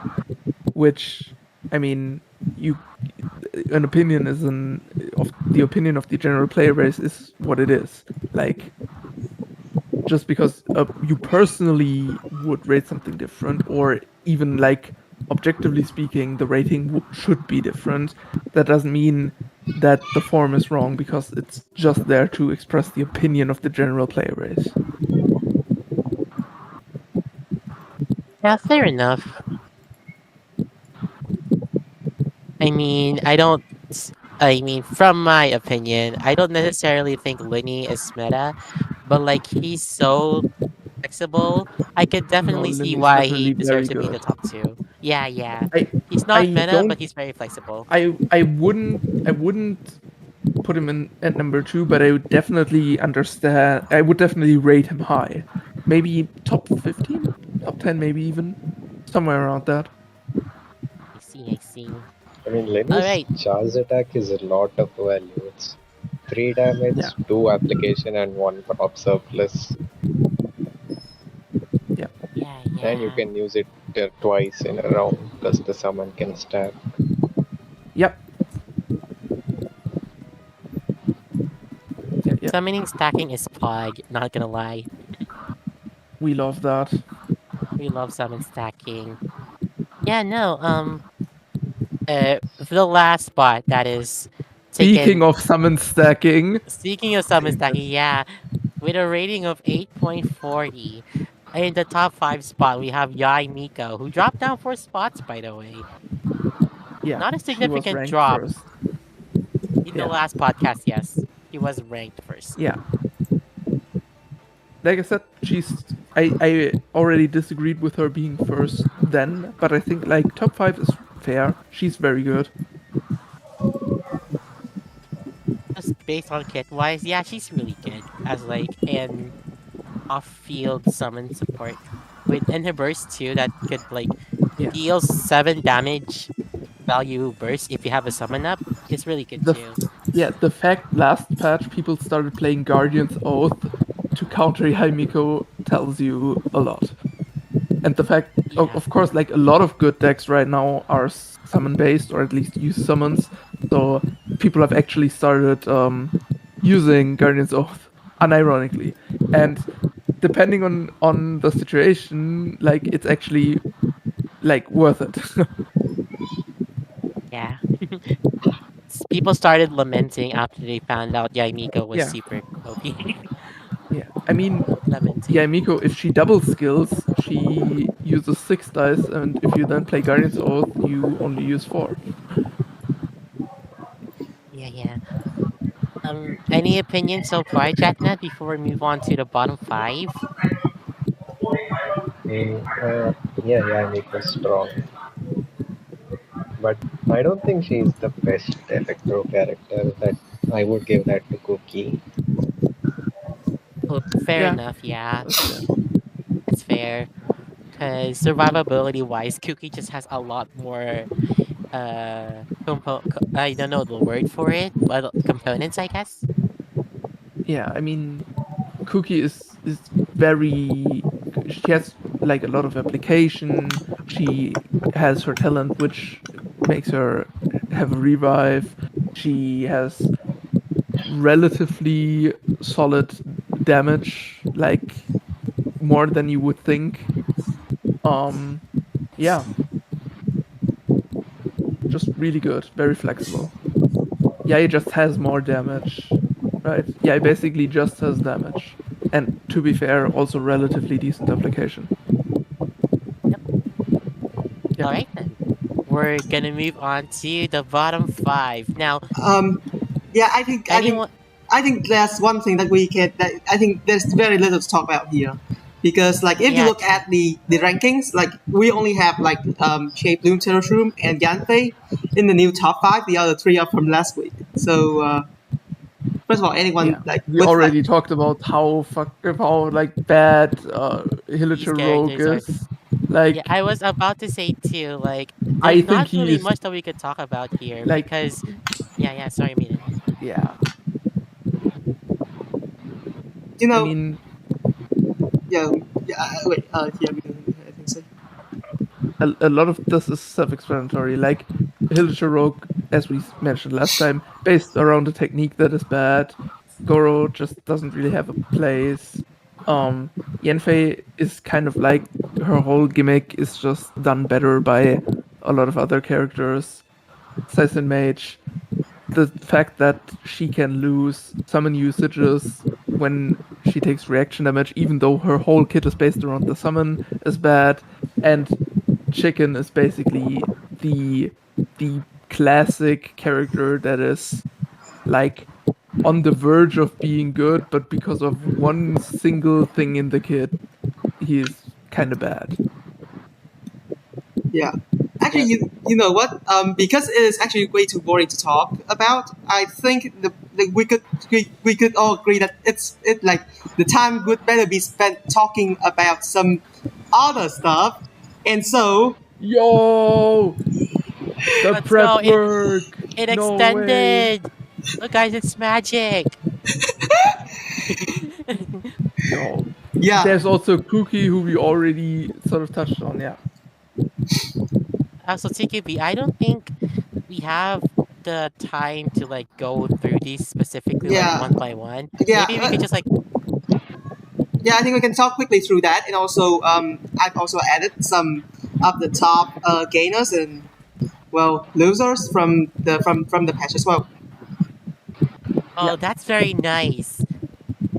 That's very nice. Gene going up from 42 spots is crazy. That's Like, simply because of the HP buff. did Yes. the That HP makes buff her. really 5 of help the her 6 that much? characters are because of HP buff. Yeah, if you look at it, like Venti is now 12, Jean is now 12, Kokomi is now 12, Noelle is now 12, Huto is now 12 HP. Kenich is now 12 HP, but according to Minun, he's the worst character ever. He's not the worst ever, he's just really bad. I think 23 is a crime, by the way. I would rate him maybe in the 50s. Jeez. Dang. But yeah, no, look at this, guys. Remember how we kept complaining Shanyun EC or Shanyun SC? Look at what happened to our girl. I Look mean, at this. I had I had some weird. I've talked about this literally just like 5 minutes before the podcast started. I have an idea for meme genuine cooking, but yeah, she's sort of like the nerfs sort of just like made her fall off. She got nerfed, Harold got nerfed, Cookie got nerfed, and all of that just sort of made the deck no longer worth it. Yeah, even looking at the results like from here, I have yet to see a single Shanyun. Even in here. Well, I mean Yeah, I guess there's one somewhere. I mean, like she's not super bad, don't get me wrong, she's still like a decent character, but yeah, I definitely get why she's fallen off. Oh yeah, look, this is the most recent one. 44% win rate, that's so bad. Yeah, almost like as if like under 50% win rate is bad and that's why you shouldn't play decks like that. Hmm. Well, meanwhile though, on the other hand, Shinyan's partner, Cookie, just is still hanging by a thread somehow. I mean, Cookie is like still decent. And Cookie Wait, was who's the that? best character of that deck, Yeah, so this is not Oh, that surprising. fair enough. yeah. Also, look at this, guys. Why are we not surprised? Why are we That not is like surprised? the biggest improvement from the 2 HP, right? Yeah, this is Yep. the biggest. 76. I think I think this might be the second biggest number any of those ever had. I think the largest was still Whale after the big nerf. I think that fell off like 80 places or something. Oh yeah, you're right. But that's, I think, the second biggest number we ever had on one of those. Big Daddy is back. Big Daddy of of Liwa is back. Yeah, Jonathan Lee. Dwayne the Rock Johnson. Wait, what? Like, what? We don't have enough money to pay him. Yeah, shout out to Dwayne the Rock Johnson. He What? really needs it. We really need What? the money, please. No, I'm kidding. He needs yeah. the shout out. True. Oh yeah, by the way, TQB, I wanted to ask you, since I think we're done with everything except for the 5.6 patch notes. Yes. Is that ready? Yeah, so basically, the problem right now, and this is pretty much a first for us. Actually, is that we still have not received information on still have not received official English information for the 5.6 update. The Chinese information for the 5.6 update is already out, and creator experience videos are also out. However, because we don't have the English text for the first time in our history in GITCG, like ever, we are going to have to resort to translated content. And am I okay with showing that right now, TQB? Or yeah, not we yet? should be. We should be. It's because Okay. creator experience is All of spoke it. information. It should be So okay first. I can explain this really quick. There is a server where certain creators, YouTubers, streamers, etc., can go onto and get access to the content early. You might have seen videos like that around. There isn't currently an English-speaking creator that has access to that server that really makes any content about TCG. That's why we generally don't get English videos about the server in relation to TCG. In China, on the other hand, they also, of course, get access to that server, and they have content creators that do make videos about TCG and have access to that server. So they usually make videos about them, so we can watch them and translate them, and this is where this information is coming from. Basically, information from the Chinese videos about that server, the early access of the content. So certain things here could still change because it is early access, and also some wordings might be slightly off because it is translated. Yeah. So before we actually do move on, I would like to thank everyone, like the hardworking people in the GITCG community for being able to translate all of this, having the creator space, having the Chinese side as well. Yeah, just a quick thank you so much for your hard work. Yeah, We really appreciate it here. yeah, I think we should really appreciate and acknowledge the efforts of the other communities, because Genius Invocation, I think, is pretty much this one big international community, and I think it would be pretty awful to leave anyone out just because we speak English and they don't speak English doesn't mean that we don't we are not part of the same community. And so I really want to thank all the communities that have come out to contribute and make all this possible. Yeah, jokes aside, right? This is probably this community alone is just so helping it's just so helpful when it comes to resources and when it comes to helping new players out, when it comes to also getting leaks. I'm sorry, I don't know if I should talk about that. I'm sorry. No, you shouldn't. Talking new information and stuff. Whoops. Yeah. Whoops. Yeah, no. What do you I'm mean definitely leaks don't exist? I mean, leaks are like a vegetable. Why would you talk about that yeah, right yeah. now? Not relevant to the conversation. Yeah.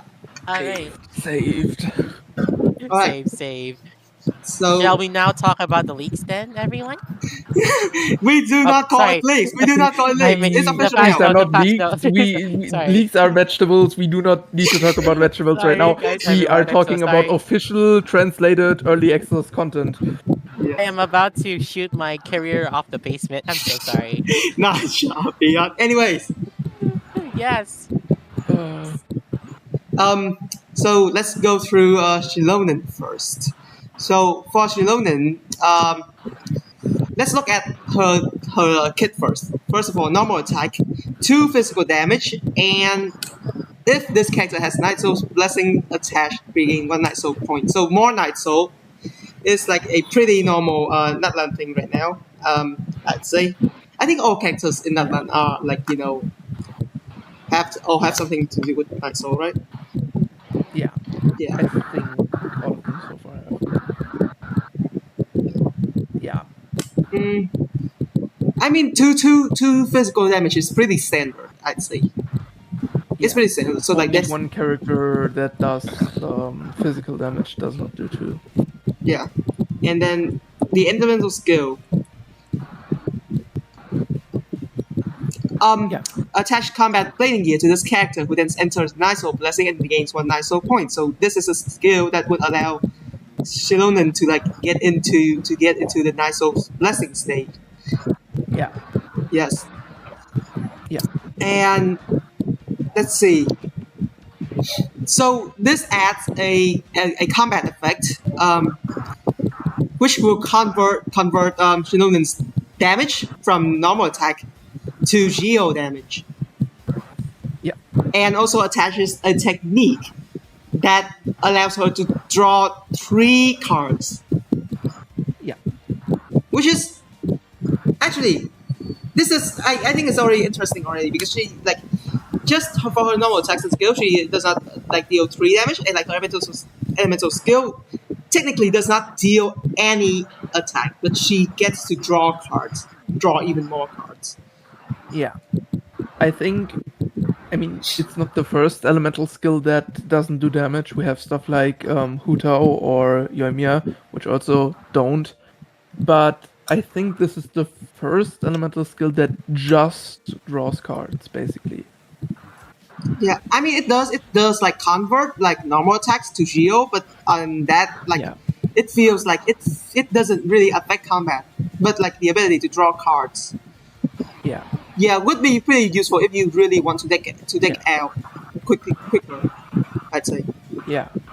I also feel like 4 dice for 3 cards isn't like great, but you have stuff like Golden Troop, which can reduce the cost of the skill, or like Atea, which can reduce the cost of the technique.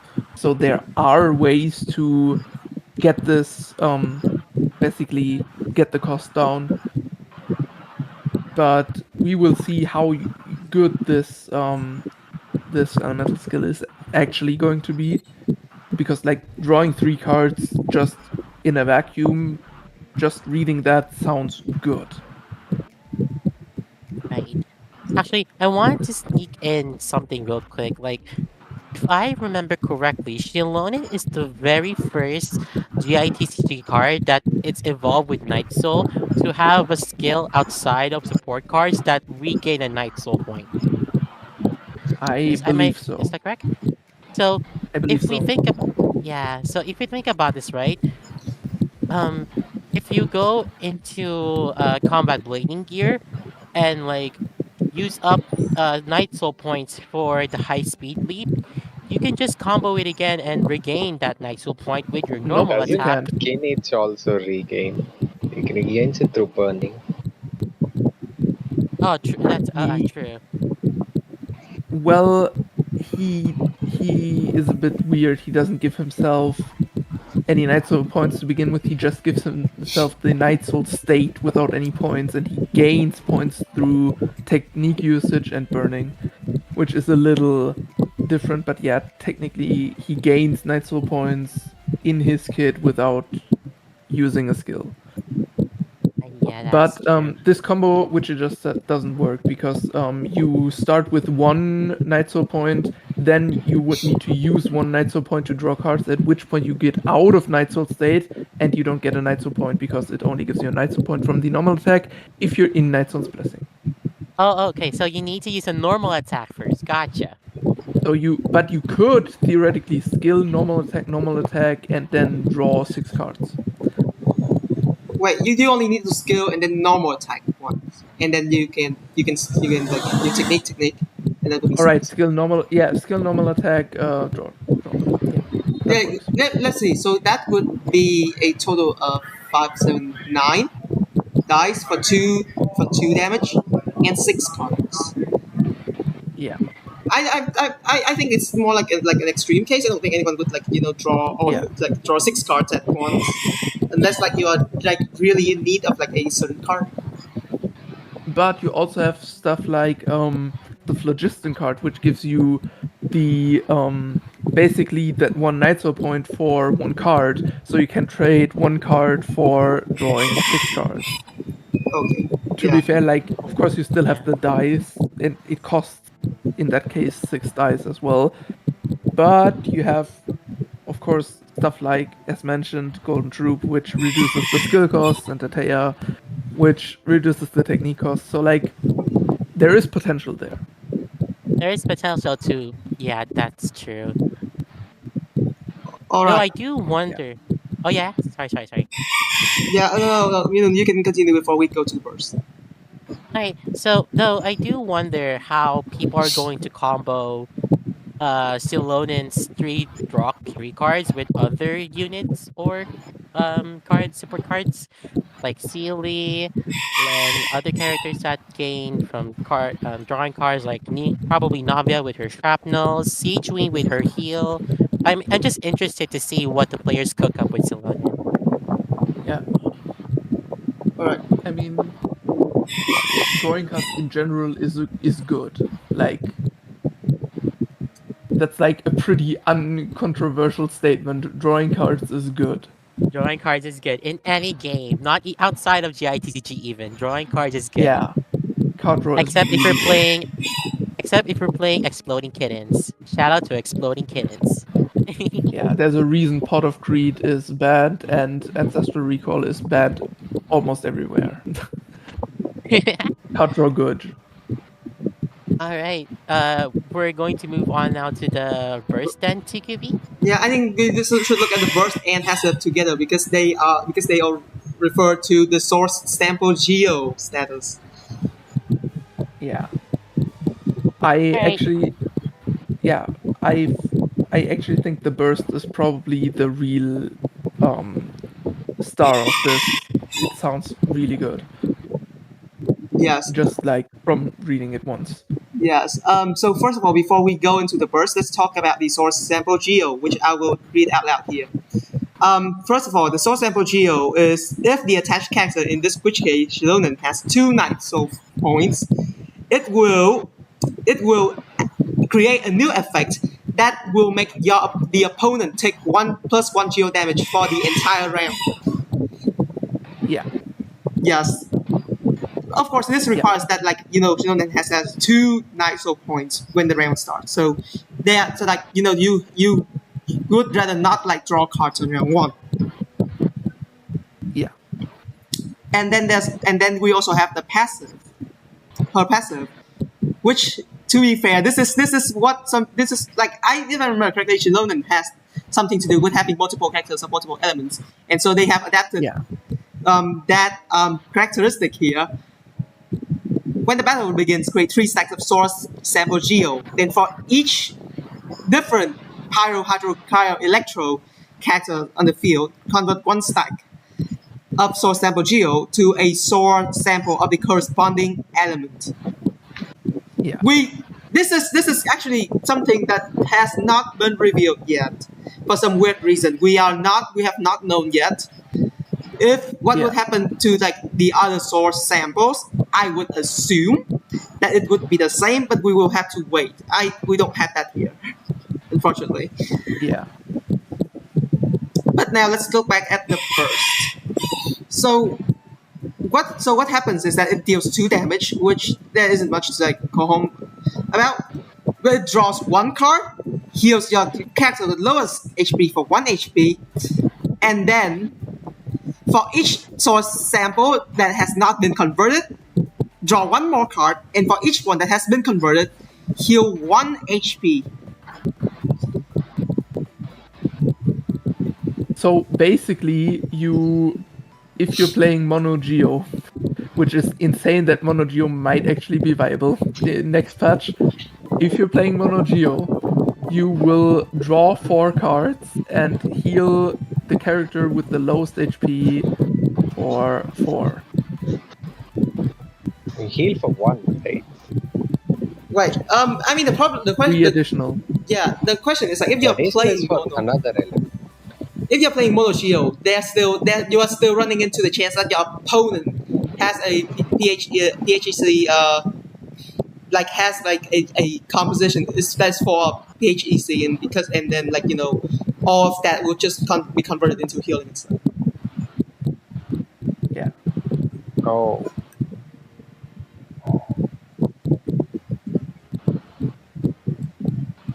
Now, of course, I'm pretty sure that there isn't like it isn't mentioned anywhere that the source samples are going to be Yeah. refreshed. I don't think we have seen that yet, but like we'll probably see that soon. So right now, before I just wanted to quickly say I'm sorry. I was talking for like quite a while, but I realized I was muted. oh. Okay, so No, no, you can Sad. finish. You can yeah, finish your sentence first, Tukubi. no, I think I'll let you talk because like I'm about to like Okay, it'll just be quick then. It'll just be quick. From my understanding of the verse, right? The additional card for each stack only happens when Celonin has a source sample Geo, and the Yeah. additional HP only happens Yeah. if you have a source sample of a different element. Yeah. So I I'm got that assuming. wrong. Yeah. So I'm assuming, like, I don't know if this is true until we actually like play her when she gets released at 5.6, but I think if you have one stack of Pyro, one stack of Cryo, and like 2 stacks of Geo, you will get 2 card draws and then another 2 HP because of the different stacks. Is that correct? Yeah. I Yeah. see, I see. Okay. And But that's all you also can. it's sort of unclear because this wording is I think all the characters on the field, which would imply it includes your opponent's character. yes, Opponents, I see. yeah. Also, we don't know if like the number of source samples will increase. I'm not quite sure about that. I think it doesn't. Yeah. I think it doesn't, yeah. I mean, Yeah. unless there's Yeah. like a something that we've So missed in her kit this is where she can probably regain. just because of the translation. The probably wording should just probably our be on your side. side of the field. No, it is. I think it is like on the field. Like we will see, wait and see. But like if it is like for on the field, then there would be a chance that like you won't get like all 3 to be like non-geo source samples. I I don't know. Like assume it's just your side of the field, but because of the translation, it's a little. The wording is a little off. yeah, I think we'll have I to mean, wait. since So before we go on to the talent card, with the kit as is, how would you rate it? And actually, I did put like the ratings up here for you to put into. I would. You can click you can try clicking on the text, like you like choose the option, select the option or whatever. If you can click on the text boxes, Yo, can you Oh, that's sick. edit it? Yeah. I mean, surely we'll give a reason as to why we rated that. We gave that rate to Salonin, right? Yeah. Yeah, yeah. So first off, Eon, how would you rate Shinonen as is? As is, without reading and recreating the Kachina incident, I would give her a solid 7, in all honesty. Just because this is probably the very first. Oh, did I just add a text by accident? Oh no, Uh, ignore that. Yeah, but it is probably like the very first character that we've ever seen that is involved in the Night Soul points thing. That just like has so many like valuable, flexible like card draw and healing. I'm really interested to see what kind of potential she would give us in 5.6. Yeah, that's all. yes. Minun? I see a lot of potential. Of course, card draw is good. The additional healing is good. I don't think if like we'll get to that in a bit, but it won't be hard to get her to 2 Night Soul points. The problem I have is like you're going to most likely want to skill once, but you need 2 energy for the burst, so you might run into some problems there. I do think the possibility of having her make Mono Geo actually viable is interesting, and like I can't, I I don't think I can rate a card that literally has draw 3 cards printed on it low. I'm going to go with an 8. All right, and JatNad. I was just thinking about how we might play her because if you play her in a mono Geo, you skill NA and just don't use her technique. That way you get the passive Geo Yeah, damage. And if you're playing her with other elements, then you skill and technique to get the draw. yeah, Yes. No, that is pretty flexible. I would say a 7. Uh, yeah, yeah, that's it. All right. So now we go down to the talent card, to our talent card. When your active character is Shilonen, equip this card. After Shilonen equips this card, immediately use the skill ones, the elemental skill ones. And when you switch characters from R to Shilonen while this card is in play, if the character is in Night Soul, they regain 1 Night Soul point, and this happens twice.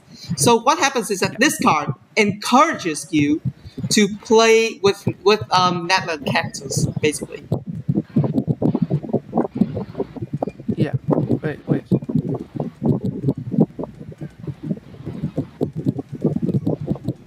Yeah, true. Yeah. I mean, I like, mean, I This I character feel like could go that's really well with Kachina. oh no. yeah.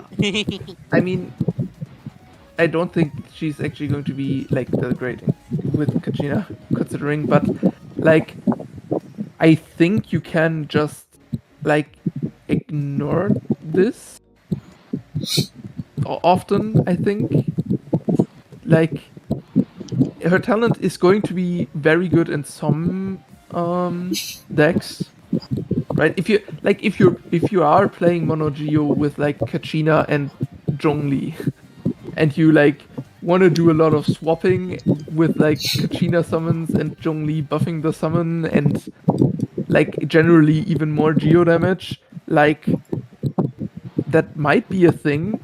And in that case, it would probably be worth it to run because you're using 2 characters with Night Soul that you also want to swap. Yeah. Actually, like, I was wondering, the one thing I'm wondering is like if like you only have like Shidonen, right, and you don't have any other like sort of access to like jump to, if it would count. Like because like it is twice per round, right? I don't know, like you switch to Shidonen twice, like it would Yeah. count. Because like if it would count, then like I think you can. But then again, like I think the thing is like it isn't going to do much anyway because every time you like swap out and you swap in, it's gonna be like 1 action. And so like I Yeah. think it really is like mostly for like Netland characters. Yeah. But yeah, I think what TQB said about the talent card activating when they swap to Salonen might be true because the talent sets when you switch characters from or to Salonen in the active Yeah. character. So I think it could work? Question mark? I think if the swap targets a character with Night Soul as the character that will be active, it counts, including Shinobu. Yeah, like I mean it depends, but like then again, as I said, it doesn't matter much anyway because well, it's just like it's literally just like you swap twice, you lose 2 actions. I mean, if you're playing like her with Zhongli, I think if you want to play Stove, this is a decent. If you're like literally just playing Shilon and Kachina Zhongli, and you want Zhongli talent, I think this might be better than Kachina talent if you want to run Stove. Ah, ah. Like in that case, I think you would use it. Yes. So Unironically, I think. Yeah, sorry. no, You go just go first, on, CJ. just go on. Okay. Unironically, I think Silonin fits very well with at least either a mid-range or a stall type of combo, because her kit mostly involves drawing cards and HP. I don't know, just my opinion. Yeah. So do you think we should be rating this card? I mean, we I can mean, rate it, yeah. we can. What about this card with Molani? Because True, think about we it. could. Molani swaps to the character to her Yeah, left, right? So if that character is not in Night Soul Blessing and you swap back to Molani, she can proc this talent twice, both on herself, which means you never Wait, you're have to so right. use skill. I Wait, you're right. it will yeah, we will see if a swap through. I mean, yeah, no. I don't think it will work like that, but it's unclear. We would have to test. I Because think it swapping, only works if you basically swap to the character in Night Sword State from Shilonen. So like if you would need to swap back onto Shilonen with Mualani. It's unclear though if the swap from the technique would trigger the talent. It's all a bit like shaky and would need to be tested to see how well that all works. And Tsukubi has And already said, we really don't know how this would combo with other Natlan characters yeah, until we actually get to play them in 5.6. yeah. I Uh, think like this has a lot of, I would rate it a 5 for now. It has potential, but like with it being this unclear how it will interact, and also like from the translation the wording might not being 100% accurate, I it's hard to say how good it will actually be. Yeah, true. and JatNad? yeah, I mean, I look at another card which gives Night Soul points, which is Abundant Phlogiston, and seeing like Yeah, how little use we have of it. I mean, you could just play that instead of this, and I don't know, I'm very doubtful about this card. So Yeah, that's fair. Yeah. All right. So do we have any do we have any more thoughts before we move on? nope. For me, I think I said what I wanted to. The rest needs to be tested to see how stuff will interact. Yeah, me too. How Oh, about JatNad? yeah, I have nothing to add. Okay. all right. And now we get to Setos. Like, and this one is very weird. For the first time ever in Genius Invocation history, we're looking at a 4 cost, a 4 energy cost. This is a Yeah, first. Um, And of course, it had to be an Electro character. yeah. they're What's really more? messing with everything with all the standards. Yeah, I mean they are playing around. But what's more important is like we need to immediately talk about the passive. There you go. The passive is very interesting. They are breaking all the rules with this one. Seto's passive makes it so that instead of gaining more energy, he will be spending all of his energy on the normal attack. Nice. But there's also the last part where if after I'm assuming the consumption is calculated, it deals piercing damage equal to the amount consumed plus one to the opposing character with the lowest HP. Yes, that's right. Like man can do a sneak attack with this. Man can do a sneak Guys, attack with this. I What think I Crab is dead. also what I also think is interesting, both Sethos and Chilonen for her healing seem to have the wording lowest HP, not most damage taken, which is new. all of those effects usually have that has taken the most damage. The thing with like the most damage is that it depends on like the max HP thing, and Exactly. the thing with the max HP is like it is a little wonky on that part. It's a little wonky, Yeah. especially if like we will remember about that when we get back to Whale in probably a while. I think Whale will probably be back, and when that happens, we will have to be worried about that again. I think for that it doesn't Yeah. make much of a difference, but yeah, it does change a little bit like on how characters are targeted. So, but not much though. I think we still Yeah. need to talk about how we have a character that spends energy on normal attack. Usually, when you spend energy, you're only doing it on the elemental burst. Yeah. I think this is also because Sathos in the actual game, in the actual side game, whoa, side game shout out, actually Side consumes game. Whoa. energy on his normal attack with a combo to his skill. Yeah, Side game mentioned. Yep. No way. Side game mission I name. haven't tried it as much in side game, but that's pretty surprising, really. So yeah, Yeah. now let's look Also, at I yes. want to. Sorry, TQB. No, I yeah, just wanted to say real quick. I just wanted to say real quick. If what I think this actually means, Crab is just dead. I don't think that's like. no, I do Yeah. think I mean, I think it yes. depends. Once you get tier 4 energy, you can like yeah. grab. But of course, you still have to shred crab until it gets down to the break point where you can execute it. But yeah, I think eventually players will be able to figure out how to do that, and yeah, at that point, crab is probably dead. Yeah, I fair mean, enough. the thing is, Crab will only be dead if Sethos outside of a Crab matchup is actually worth using.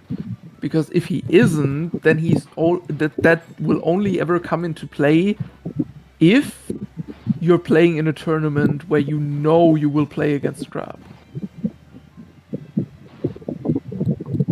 Right? Because if Sethos is bad basically always except against Crab, then people won't play him because he's bad.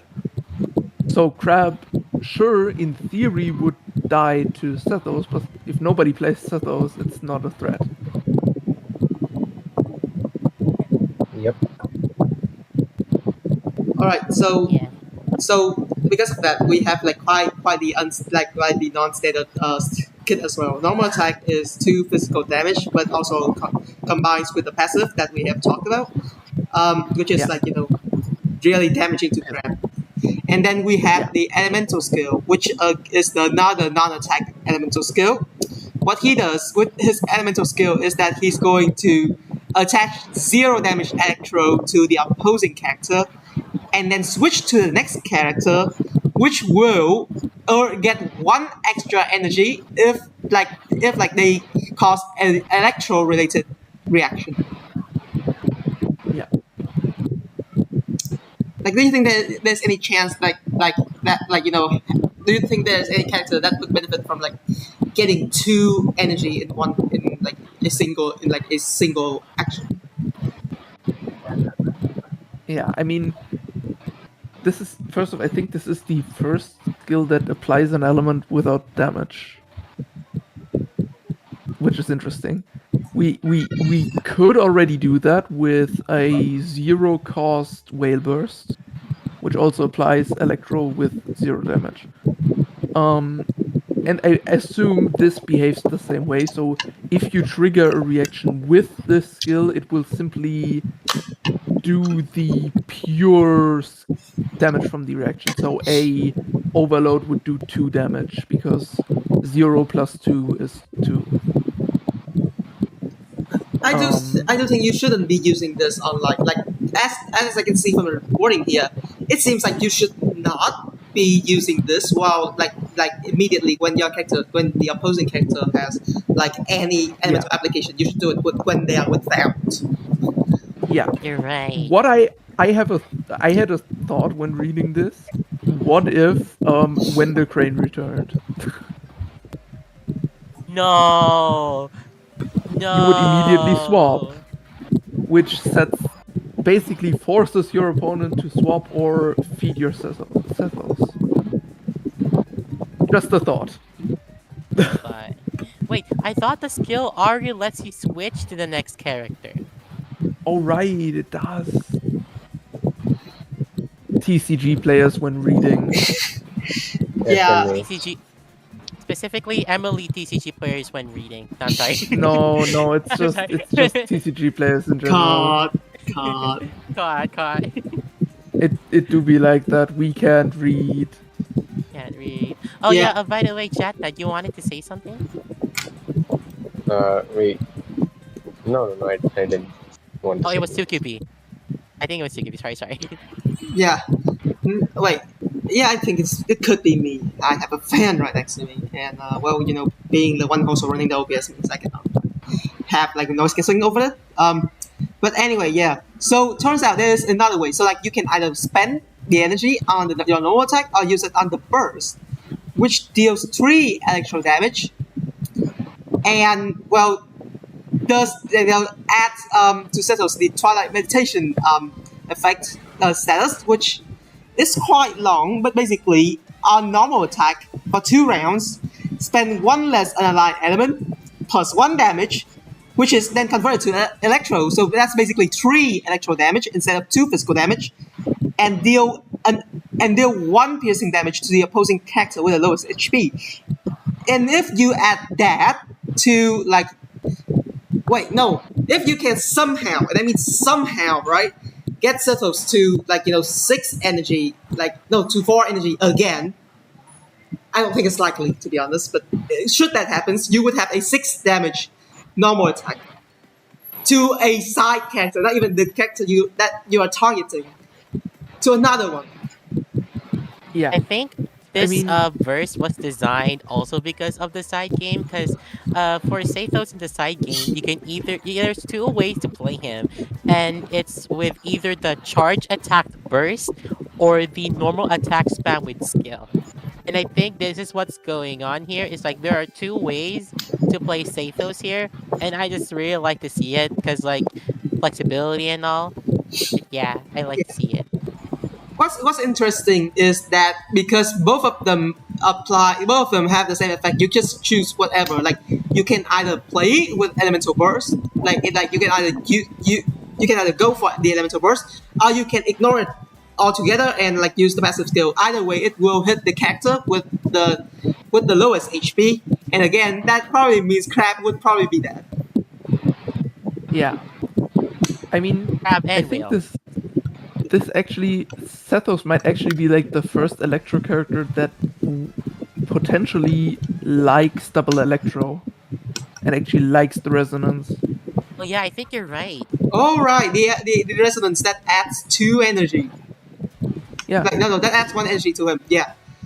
Yeah, but like you could go be on him, set up Yep. the next character next to him that has a 2 energy burst. You use 2 electro resonances. You use his skill to swap onto that character and immediately use the burst. Now your Sethos is at either 3 or 4 energy, depending on if the burst reacted. And you use the burst that you would probably want to use anyway. Like, imagine Sethos, a second electro character, and Bennett. Whoa, that's spicy. That's spicy. Yeah. Like, I think this has a lot of potential. Yeah. So, before we continue, any more thoughts before we go to the racing part? Always leaving I it. was I mean- thinking, Sethos Cryo Anemo or Sethos Hydro Anemo, because you can apply Cryos, one it to the other 2, and apply Electro, and if you apply Anemo, it should generate 3 energy for it. True. That's another way to use him. Oh, Yeah. that sounds insane. That sounds insane. You like that? That sounds like a recipe for like a 4 pierce, 4 pain. I mean- sort of. we both came up with a different way to get him to 4 energy, like within 2 actions. So, yeah, Yes. a So lot of potential. yeah. All right. So Eon, you put a 9 out of 10. Of course. I mean, I could potentially shooting myself in the foot here, but just looking at his overall kit, like I'm just like again really interested to see how players will cook with Sathos. Like, I'll definitely a lot of expectations here, GKB. That's Yeah. all. That's crazy. So Minun and JatNad, do you have your I ratings ready? think I think this might also be a 9 from me. Even if we like don't, I don't even think of course we talked about like sniping, but the fact that his NA can do like, because it's the 2 physical, then 1 it consumes it, and it's, yeah, he can, I think, do 7 just from full HP, 7 damage with 1 action. If he's full energy, that's a lot of damage. Wait, That's not even talking about how he also, if you burst, gives himself a discount, so you can use him with Yelan potentially, and Mintimitros, and get 1 cost normal attacks that trigger Yelan. So, and we know from like experience, like Yelan plus an electro character that does normal attacks is good. It has potential. I want to believe, so I'm giving it a 9. all right. And JatNad, you gave a very very low 6. Why? But I'm just noting. Sethos is not Chlorant. He won't be able to survive for too long to get his damage out. That's what I think. Oh yeah, that's fair actually. That's really Yeah, true. Especially but I with a think lot of aggro decks popping up nowadays, like Kachina, yeah, Emilie Burn, John Lee. I think setting up a singular normal attack that does like just a lot of damage is very possible though. Which, like, at the end of the day, it doesn't matter if I get the 7 damage out in 1 attack. Like, the survivability doesn't matter. It's still 7 damage in 1 attack. Of course, like we will see how worth it that will be and how easy his setup is, but I think there's potential there. Um, Yeah, I mean, he does have an interesting kit. That's for sure. Yeah. all right. And now the talent card, which seems to be another weird extra resonance. Seto's talent card gives him 1 energy, and for once per round, whenever he loses energy when using his normal attack, he gets back 1 energy. Yeah. This definitely changes things then, which makes it easier for him to like combo up the energy and NA combo. Yeah. I think this is mostly, his talent is mostly going to be good if you actually want to use his burst. Although, like, the once per round limit, of course, is there, but I feel like if you want to set up a, like, the big attack, you're probably only going to get off 1 of the large attacks anyway. So, like, I don't think the energy he gains after that is going to be that impactful. Of course, like, gaining 1 energy right off the bat is good, but I think if you, depending on the deck, you won't need it. I think it's like solid, but not necessary. Probably. I think, like, I personally, right?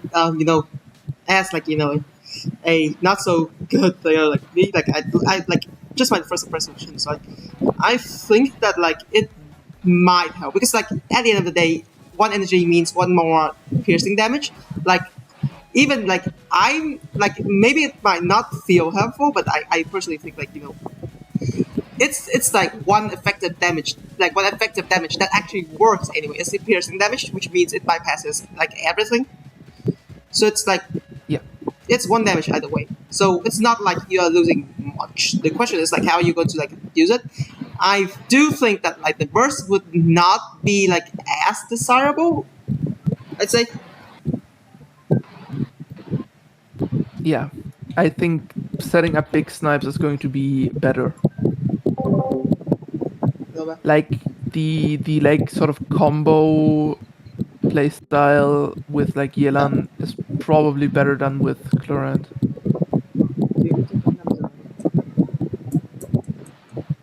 Yeah.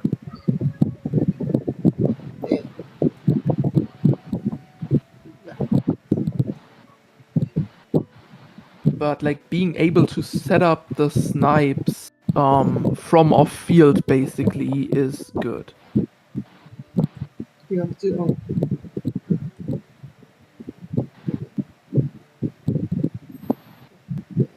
Seven should be a good number for now, surely. Ooh, 3, that's interesting.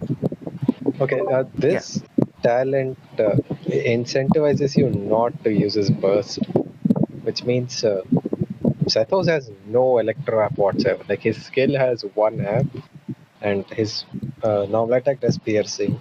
So how are you getting uh, enough energy to snipe it? Oh, you're Yeah. right. I think this is like I think if you can set up a second snipe, this would be good because it gets you 1 energy, but it's like it's hard to say like to the 12 HP no wage. Yeah, yeah, I think I was like between 5 and 6, but I don't know. Hard to say. Hard to say. Oh wait, I actually want to point out something real quick. Um, Going back to the skill, right? It says a skill to trigger after your character uses a skill to trigger electro-related reactions. This doesn't only limit to Sathos, no? Or is it only Sathos who can do this specific effect? Nope. It should be any character. Anyone It should next be after him. Yeah. I think, in my opinion, if you want to like go for the burst play, you have to at least run another electro character.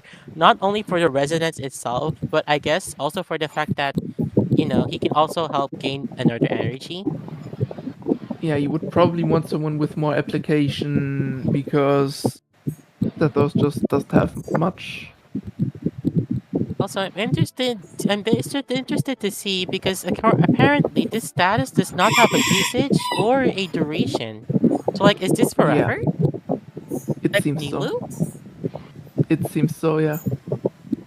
Oh, I Wait, see. if that's the case, it sounds like a Nilu situation. Flashbacks to Nilu Bloom. I mean, are we going to talk about the balance changes that are already talked about? Because Nilo is relevant then. Because we already know two balance changes from creator experience. They're not here, I don't think so. Wait, we have some changes. I think we can like we will. We can I will probably look for that. I'm not sure if like we have already had like graphics on that. We don't have graphics, but if you look in TCG discussion pins, All you right, will let me see balance changes. see. I'll probably like throw this screenshot. Right, this and we will talk about, and we'll talk about it right after. Okay, so let's go to the action cards. And the first two are actually like let's leave the first two on the screen at the same time because they are pretty related. So Tanker Storers for 4 unaligned will give you a technique that makes your character prepare a normal attack, which is actually I think like it's actually a pretty weird thing, right? Like prepare, like usually the problem with prepare is that it's going to make you vulnerable. Yeah. Yeah. Because what happens is like Yeah. like let me just like go through this because I don't think that many people still remember. Basically, what prepare does, and I think like the only time I remember like playing prepare for myself was like with Candace. So what happens is that for prepare, you will have to wait until the next turn. So like you give up your current action, and then the next action you automatically attack, and then you give up that action as well. And for Candace, at least you get a shield. In this case, you don't get any shields at all. Yeah. Yes. Which is pretty weird. Oh wait, hold on. It says the character prepares a normal attack twice. Like, does this mean that for one round, the character does two normal attacks? Or does he do one normal attack and then another normal attack after I would the... wish that it does the normal attack twice because that would actually be good. That would actually be good in that case. From this wording, it seems like you probably do nothing for one turn, then a normal attack, and then a normal attack. Most likely. Yeah, I think that would be the more sane like interpretation. Otherwise, it would just not be worth it. But like, Yeah. who do you think would benefit from this? Because it's really costly, right? You are spending Yeah. like 7 dice to do 2 normal attacks, and in exchange, you get to launch both of those at the same time.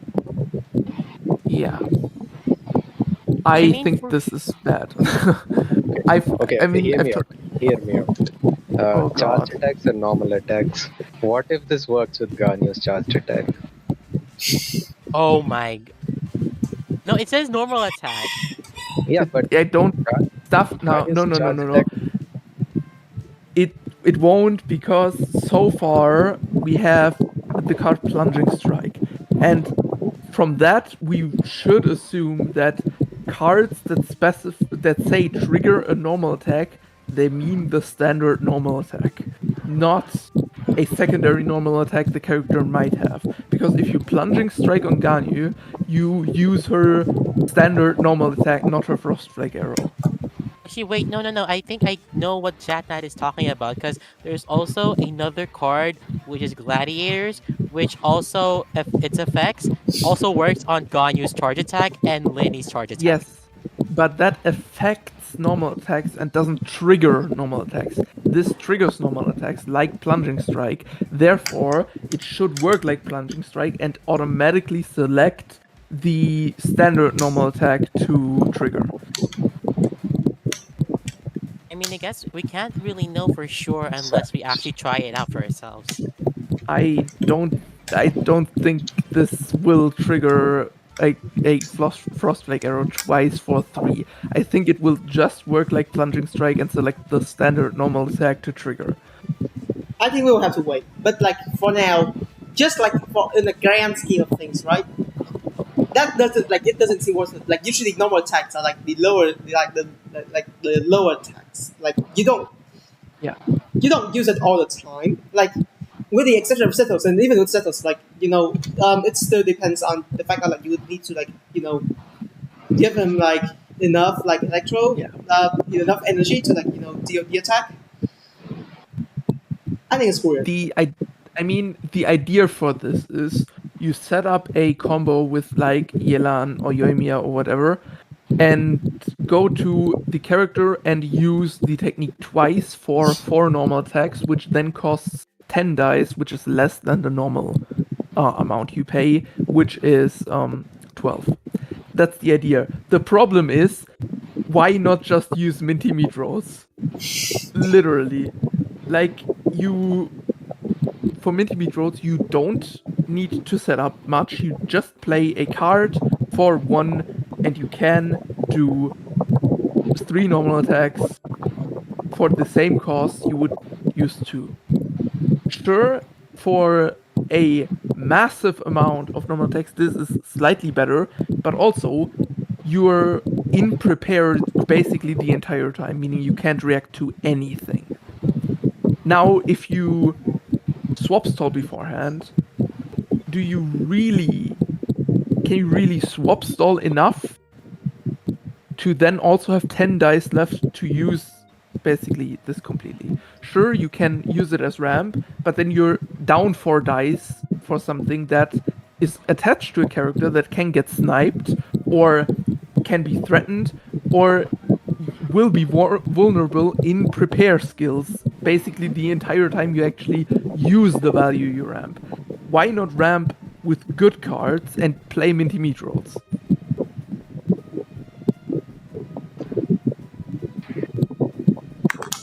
True. That's fair, Yeah. yeah. Yeah. Like, the problem is, sure, it's theoretically more value than like minty meat rolls, but minty meat rolls is so much more flexible. You don't, sure, you attach it to a character, but because you don't have that much upfront investment, even if you like only get 2 normal attacks off, it's not that big of a deal. If you play this on a character and use the technique once, get 2 normal attacks off, and they die, you lose a lot. You basically just played an extra die for 2 normal attacks and a card. Yeah. I don't think. Yeah. Yeah, I don't think it's good. So I think it's time for you all to like put in your ratings. I would assume it would be pretty low.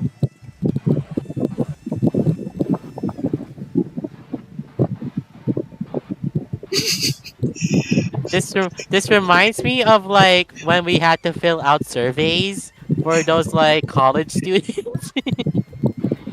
Oh no. Wait, Oh no. Satch, can you out of 10? Man, I think we will have to wait to see like the reactions that are going to happen. Like, I'm not quite sure like Yeah. the interaction, but like it feels like it's going like if it's not going to like count like charge attacks, it's really going to be low value. Speaking of which, the Most next likely, like 9 out of 10, I 99% sure it won't use Frostflake Arrow. Like, It would be so cool though, Sad. right? yeah, It if would it be so does, cool, if it though. then does, it would be then it would be sure niche, basically only usable with Ganyu, but it would be good. Yeah. I mean, Ganyu has 12 I mean, HP. Surely it it's would her time make to shine. Ganyu. It would make Ganyu way too good. Like it would ruin the game balance. Yeah, it would be really good because you're basically then paying 7 dice for something that costs 10. all right. So Usually. now we look at the next card, which aims to like justify the existence of these Tangosaurus, the collective of plenty, which basically gives some bonuses for prepare for using prepare skill. Yeah. So basically, if the character uses prepare skill, then they are going to get heal.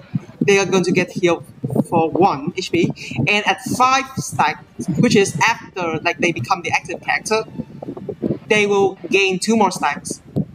So basically, what it does is actually it feels pretty weird, right? Because you usually become the active character first before you do this, and not the other way around. Which means most of the time you are going to be like in this position where like you get healed and deal 1 damage at once. I'm not quite sure if the deal 1 damage thing is like permanent. Because if yes, it would somehow like justify the existence of the Tentacosaurus. So because like you are basically buying 2 more damage for like 3 dice. Yeah, but well, even then, I think like a character like Nivedet would just be better without using the technique. Yeah, I don't think you want to play the Tankosaurus with this. You want to play this with the characters who have prepare skill in their kits already. Yeah, Like if you're like playing Bennett plus 2 prepare skill, you put yeah, this, you swap to that that deck character, this they would gain be 2 good. stacks, and then with the prepare skill they go to 5 and prog the full thing.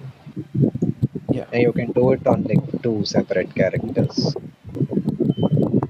Wait, Yeah. hold on. Wasn't there already a card that was released way back? It was the one in Natlan 2, which was like 2 cost Arena, 1? yeah. Yeah, the arena. Yeah. I feel like this is just a worse version of that, no? I think it's better than Arena. Oh, really? Yeah. Because at least from this, sure it costs 3, but it stays. You can use it on basically everyone. on basically everyone in the deck. Then you of course get the healing. I assume the damage increase won't stack, but the healing might. Or will they? Ah, no, the stacks don't reset with the damage bonus. Okay, yeah. Anyway, you still get the damage bonus. You want to pair this with prepare skill characters who benefit from the damage bonus anyway. You want to stack damage bonus on those characters anyway. So like, if I don't know if it will see play, but like Arena is pretty bad. So like being better than Arena isn't hard because Arena Okay, take the thing is Arena is meant to be used with techniques, and techniques are basically all bad. So that's fair. Also, if I remember correctly, Arena disappears after getting 6 stacks. If this doesn't disappear after getting 5 stacks and it just repeats the stacks, that might change things. But I it don't know doesn't where get it the says. stacks. The characters get the stacks. It doesn't. It does. Nowhere on the Oh, card the does it say it have a characters. round. It Sorry, I'm has sorry. rounds it lasts or usages it lasts. The characters are the thing that gets the stacks. Sorry, Yeah. sorry. Have I told you TCG readers don't have comprehension? No, but like Like I I like said, TCG players and reading. yeah, but like again, it will still require you to have at least use prepare skill once, in like in that sense. The question is whether you want to do prepare skill or not. Like the Techosaurus is bad, so like it is. If it is the Techosaurus is actually as bad as like we would expect, then like collector frenzy would be pretty niche. I mean, Nevelet is there, and Bennett with prepare skill characters is a deck that has shown to be good and used. So like, I sure it's a niche, but like prepare skill characters are some of the best in the game. Like look at Sayu. Can you imagine Sayu with Wolf Stone but another damage? Oh, Like right, Sayu. sure, like that is like breakpoint wise like matters sometimes, Yeah. but like prepare skill characters with damage bonuses are good. Oh, yeah, right, Sayu. I really should remember that Sayu because yeah. Yeah. Oh, Sayu Or exists, guys. Even Nuvilet with Tula Tula is used a lot because he double dips the damage bonus, and in this case it also reduces the cost of his normal attacks, which are what the prepare skill is basically attached yeah. to. But like prepare skills plus weapon, prepare skills that do multiple instances of damage. I should clarify because like Candace, the first part only gives her a shield, so like that doesn't matter. But like yeah, Electrocube and Bennett is often used also because it like triple dips the damage bonus. So like damage bonuses are better on prepare skills. I still think yeah this is niche, but in the niche it could be strong. I was thinking of another thing. What if you play this in a slower deck? Because you can gain max stacks by just swapping around. Oh Yeah, yeah, right. I was I about to know. say that. We can use it on like Yeah. swap decks as well. Yeah, At that I mean point, it's like a 3 cost weapon for your entire team. yeah. So like install this would probably see play. Probably at one copy, sure. But yeah, this could see play. If And training is a status, I'd assume it doesn't stack. yeah, I assume it says max 5 stacks, so I assume after the 5 stacks, It yeah, doesn't go up. I for the think damage like bonus. it seems like it doesn't go away until you remove It the looks card. like it looks like it. It looks like the status is permanent. Yeah. Yeah. So Yeah. And like yeah, 3 cost weapon for you, but for your entire team sounds good, especially for monster cards who are often like sort of balanced around the fact, at least a little bit, that you can't equip them with weapons. Like a lot of the prepare skills are on monsters because they can't abuse the damage bonus from weapons. Yeah, I think this will be like I see this as like it has potential, but then is it worth it?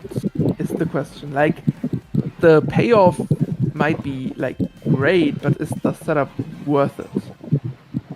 I don't know so far if it is from me as a rating because like the payoff can be worth it, but I don't know if it like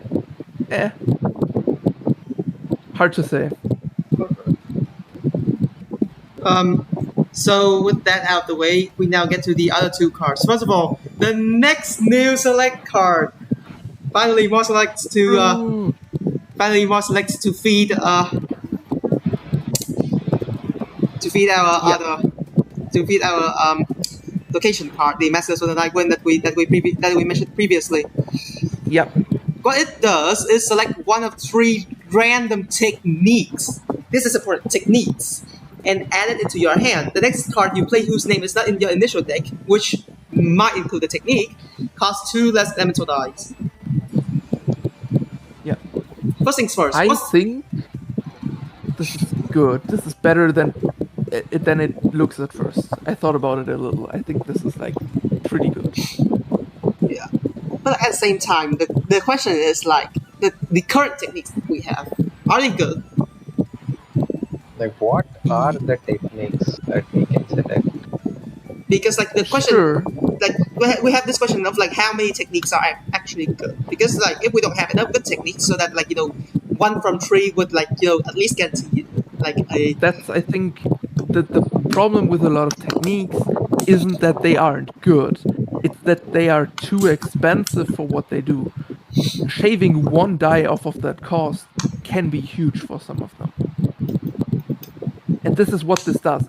Essentially, at its basic, at its base, without any other synergy that creates cards that aren't initially in your deck, you play this, select a technique, and the technique is essentially free to equip from that point. Sure, you paid the die and the card for that, but essentially it's a woven for techniques in that case. Yeah. And a lot of, like I said, a lot of the techniques suffer from being too expensive, especially to equip. This could fix this for some of them. But So wait, it says the next card who you play whose name is not on your initial deck. Does this also apply to cards that wasn't generated by Art of Sleepy? should, Yes. but like It should. typically should. like the intuitive way to play it would be to play with the card that was generated, unless like you have so like at a lower level when people don't prepare for like situations where they need cards that are generated, then that would probably be like the most sense way to Yeah. play it. Like for those who are already familiar with card generation, they would probably play another card with this discount instead. But this is like also good in like Melusine decks probably.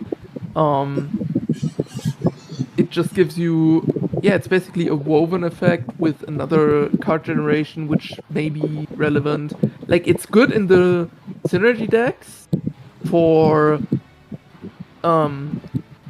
card generation. I think it could for some techniques that you get from this fix just the problem of them being too expensive and you could use the techniques. Techniques could actually become cheap enough to be usable because some of them are actually, if you look at like what the techniques do, they're like pretty close to being good. They literally like the 1 die of difference could make them playable. Yeah. So yeah, I think this has potential to make those techniques actually playable. Yeah. Okay, so Eon's putting a 6. Let's see the rating from Minun and JatNad. Okay, the first 5 words of this card. Select 1 from 3 random. It's the same as soup. I know, dude, which is like it's Yes, Gamba yes, again. yes. I know. Like, No, but I Gamba. think this is better than people are we think. getting like post Spicy. I'm feeling post soup spicy today. like it's like post soup trauma or something. I don't know. Please soup we should not allude too much to soup even though it's good. Anyways, the last card. Sing your heart out. Wait a second. This just sounds like this is weird, right? So like, are you combining stuff? Like, are we combining stuff and then put it into food? Because like I do remember there's some support card that like there's a support card that does exactly this. I don't remember which one, but I remember there's a support card that does exactly this. Okay, draw 3 cards. Your next 2 switch character actions cost 1 less elemental die. C88 all of your characters. Oh, I see. Yeah, it's a team thing. But the next two switch characters is like I've heard about it somewhere. Can anyone does anyone remember which card that was? Venti. 20. Changing Yeah. shift. Venti gives you Changing 2, is yeah. Next one. Oh, there's also Dawn Winery. Yeah, sounds like Dawn Winery. I mean, I sort of like talked about this a little. I think this is like good. I think in full ramp decks, Countdown is still better, slightly, because I think the 1 card Countdown draws more does matter in those decks. Generally speaking, Sing is going to be like insane. I think the card is like by far the best card this patch. Drawing 3 cards for basically essentially 1 die that can actually be reduced further with cards like Shudong and Chef Mao, because it's a food, it has the synergy, is like really good.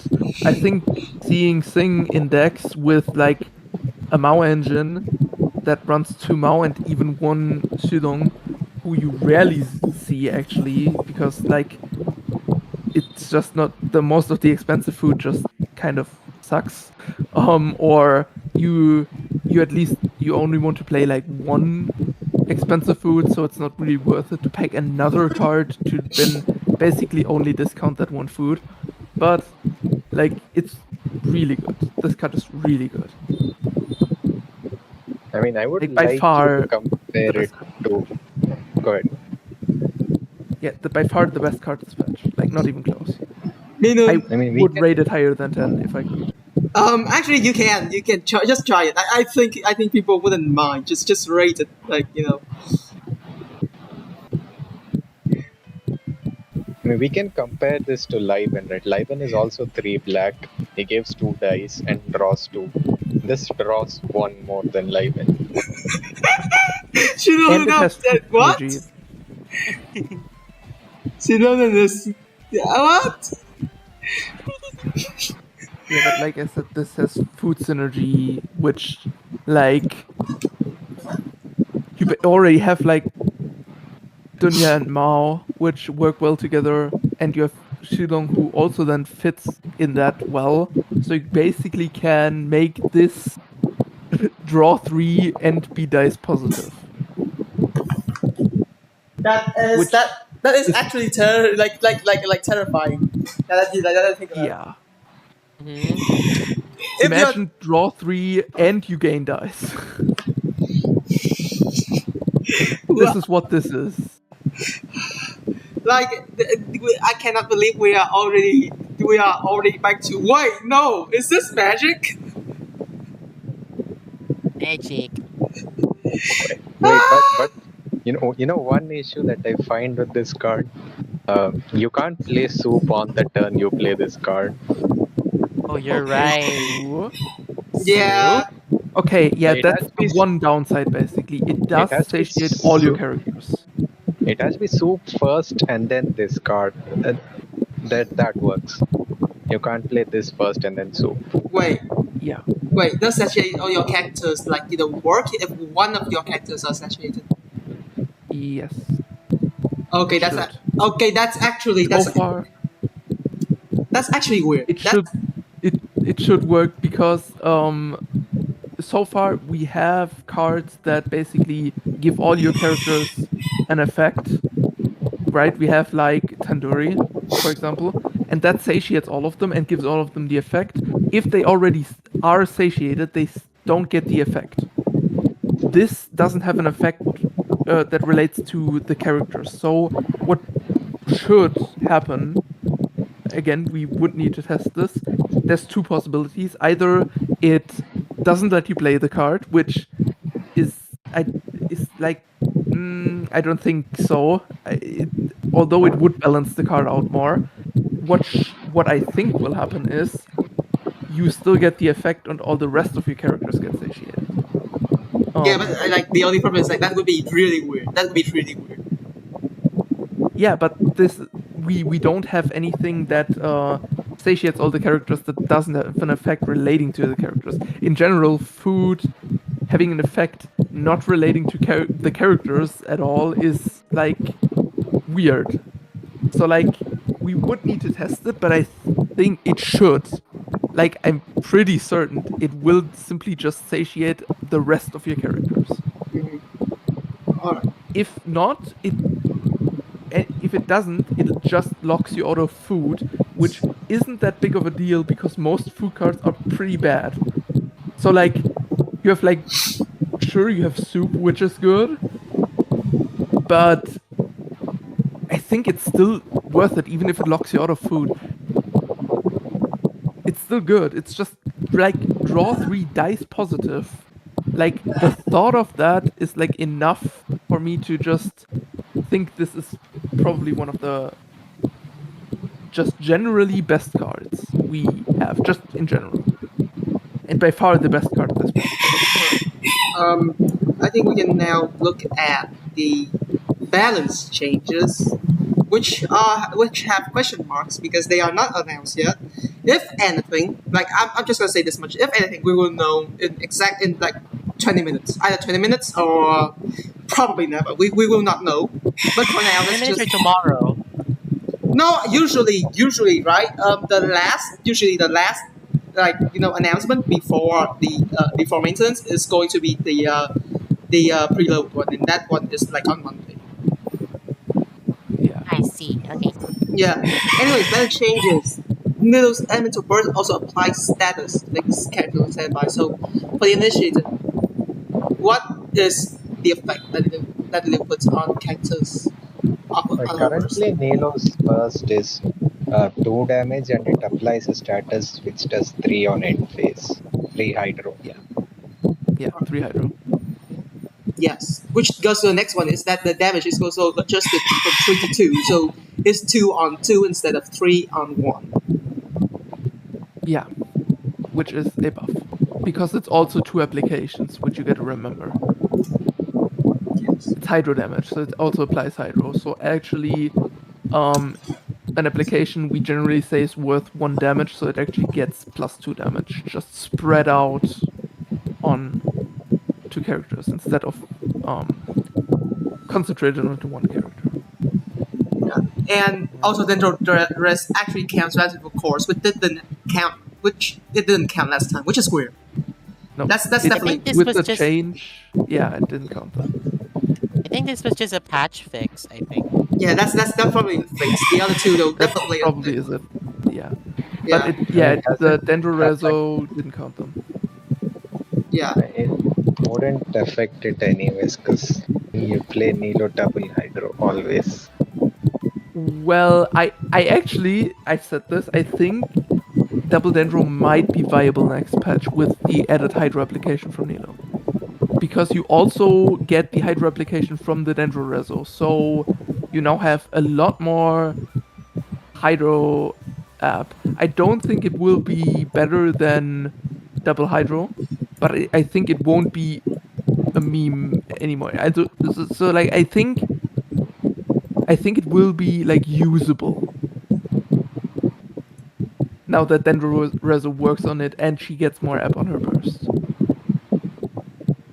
Right. So actually, though, before we move on, just a clarification. That's not all of the balance changes, right? I mean, surely there will be more. We just haven't released it, right? Yeah, That's the we one are still no. waiting. Right. I see. Yes. All right. So I think that's pretty much it. I think we are going the one time. I think this one is probably just as long as last time, really. So I think just one. I think before we move on to the final thing, not even topic. before we move on to the final thing we are going to talk about. So how do you think like the meta is going to shift in like going into 5.2, 5.6?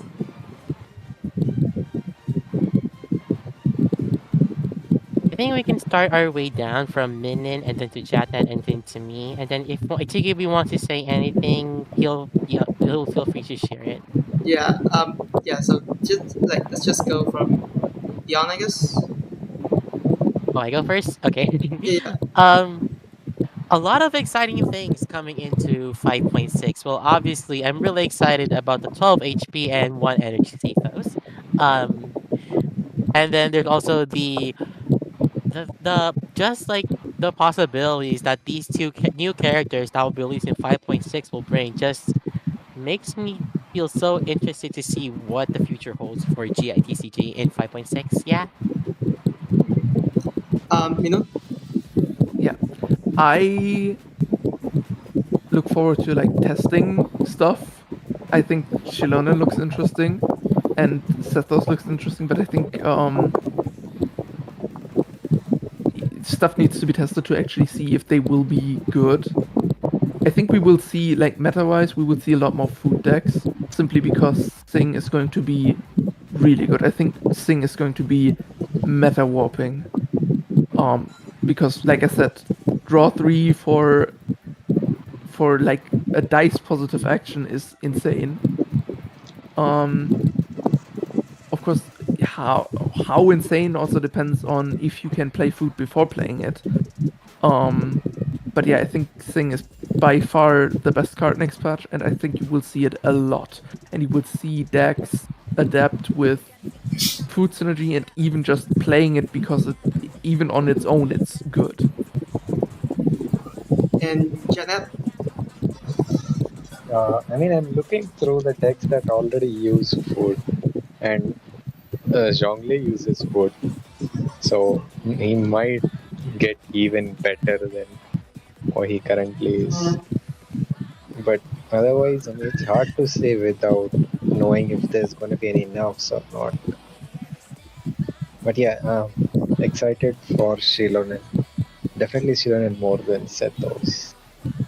Yeah, that's it. So it seems like everyone is like excited to see Shilonen coming to the next version. So I think right now there's only one thing left before we close the show. Which one sec? Hold on, I need to exchange this. Hold on, wait. Why is it not? Why is it not? Hold on, where is it? Oh gosh, I need to make sure. Right, which is watch the major soon, I guess. It's in a few hours from now. No, actually, not a few. It's more like in 10 hours from now. I suppose. Still a few, in all honesty. Yeah. Yeah, but like TKB already said, the most awaited NA majors is finally happening, everybody. Like, I think first time that the very first podcast that we had was EU majors, and then the patch before that was Asia majors. So people were really looking forward to NA majors and the players. Um, if you want to check the stream, which should be happening, I think you can also tune in into this channel. It will be streamed in this channel specifically, or if you want to get other information regarding any majors, I definitely recommend joining the server. Uh, I don't know the specific link itself. It should be on the description link below. And are there any other tournaments going on right now, TQB, except for any majors? I think we are already out of tournaments. I'd say. Because like if I remember correctly, Zenryoku rating has just ended, and we only have like only one CN tournament, the Moon Cup, which is going to have like they are like they're like finals in like just moments from now, really. But other than that, we don't really have any tournaments coming up. Ah, I see. I understood now. All right. So, I guess that's it. Is that it, TQB? I think that is pretty much it. Um, Well, I think like for one, it's pretty weird that like we are like talking like all the way to 4 hours, even though this is only one version. We didn't even do like a whole recap of like the previous versions, but it took pretty long anyway. Yeah. Yeah, but thanks you all for like coming here. It was really like confusing, especially for me because like I had to like make sure that like all the guests are available, and of course like viewers from last time will notice we have that like some people aren't here right now, but they are busy. We are all busy, but I'm glad to like have still have you here with us on the show this time around. One thing though, and I probably say it live. I will probably not be producing the 5.6 and the end of 5.6 show. Not saying that I will not be like that. It will not be streamed at all. I'll probably leave it to someone else. But what I can say is there there would probably be a surprise. They are Surprise like indeed.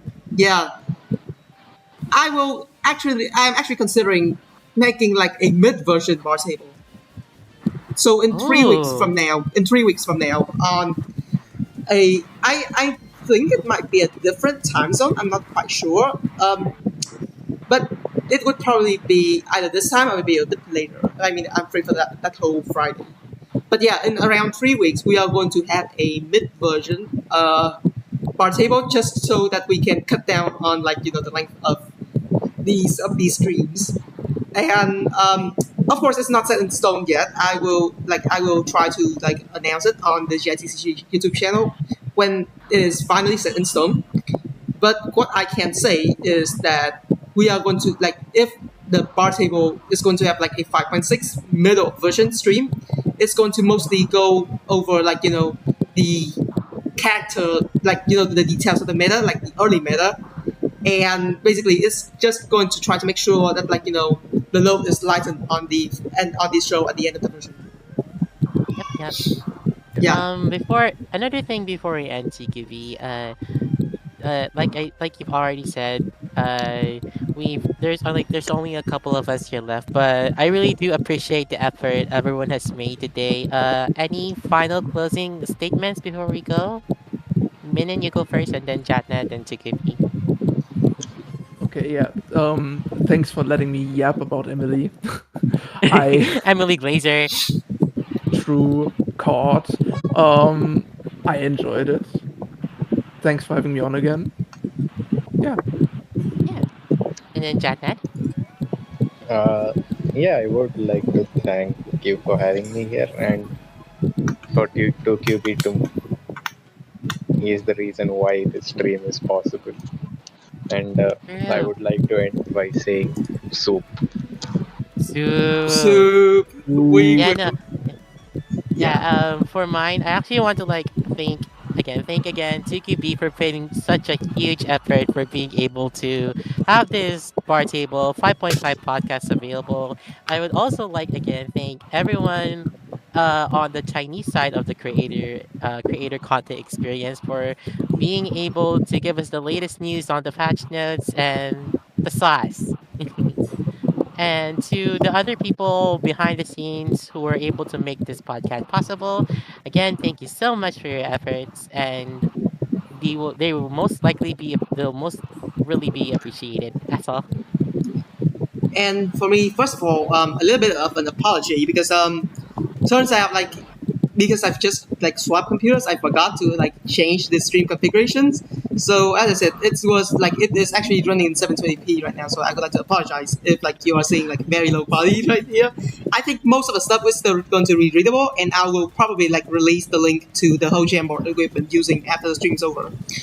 Oh Um, yeah, because there's actually a comment in the live stream a couple of hours ago. It's from a commenter. They said, "Can you share the link to this file?" Are we allowed to do that, TQB? Yeah, I'm pretty sure. Like it's on my account. I think it should be fine for now for me to like share the link after it's over. Of course, I will like close it down like soon after. So just so like no one just like randomly edits Yeah, it after the fact. But yeah, yeah, yeah. this will be shared. Because Yay! yeah, and I hope that like next time around when we return to the bar table, the quality is going to be higher than this one. So just so we don't get like way too annoyed with this. And I would also like to thank everyone, especially those who have been working. They are working their hardest to try to keep the Genius Invocation scene alive.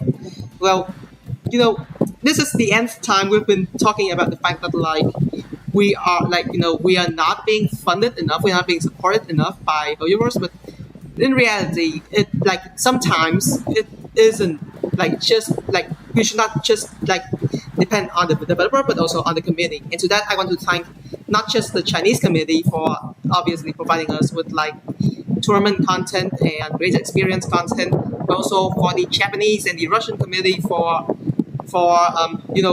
holding experimental tournaments the Zenryoku Rating Cup and all the gimmicks tournaments, and even the Russian draft tournaments, and also to GITCG for actually allowing me to host the show and also maintaining the main show. I hope that we can get more changes out, because I know that we all we all need a little bit of change in the upcoming versions. Yeah. So yeah, I think that for to anyone who's still waiting for what's to come, stay tuned, and to everyone who has been contributing to the efforts to make the community a better place. Thank you all for helping, and let's see what we can do. That's all I'm going to say. Let's do our best, everyone. Thank you so much. Yes, and I guess we'll see you next time on the bar See you next table. time. Yeah. The next time. We'll be back in the soup aisle. We'll continue to suffer. We'll continue to suffer the soup aisle. Yeah, let's go back to the pile, I guess. See Yeah, y'all. guys. Yeah, bye-bye, guys. Bye. See you Bye-bye. soon. We love you. Soup. Soup. Soup. So Soup, soup. Soup.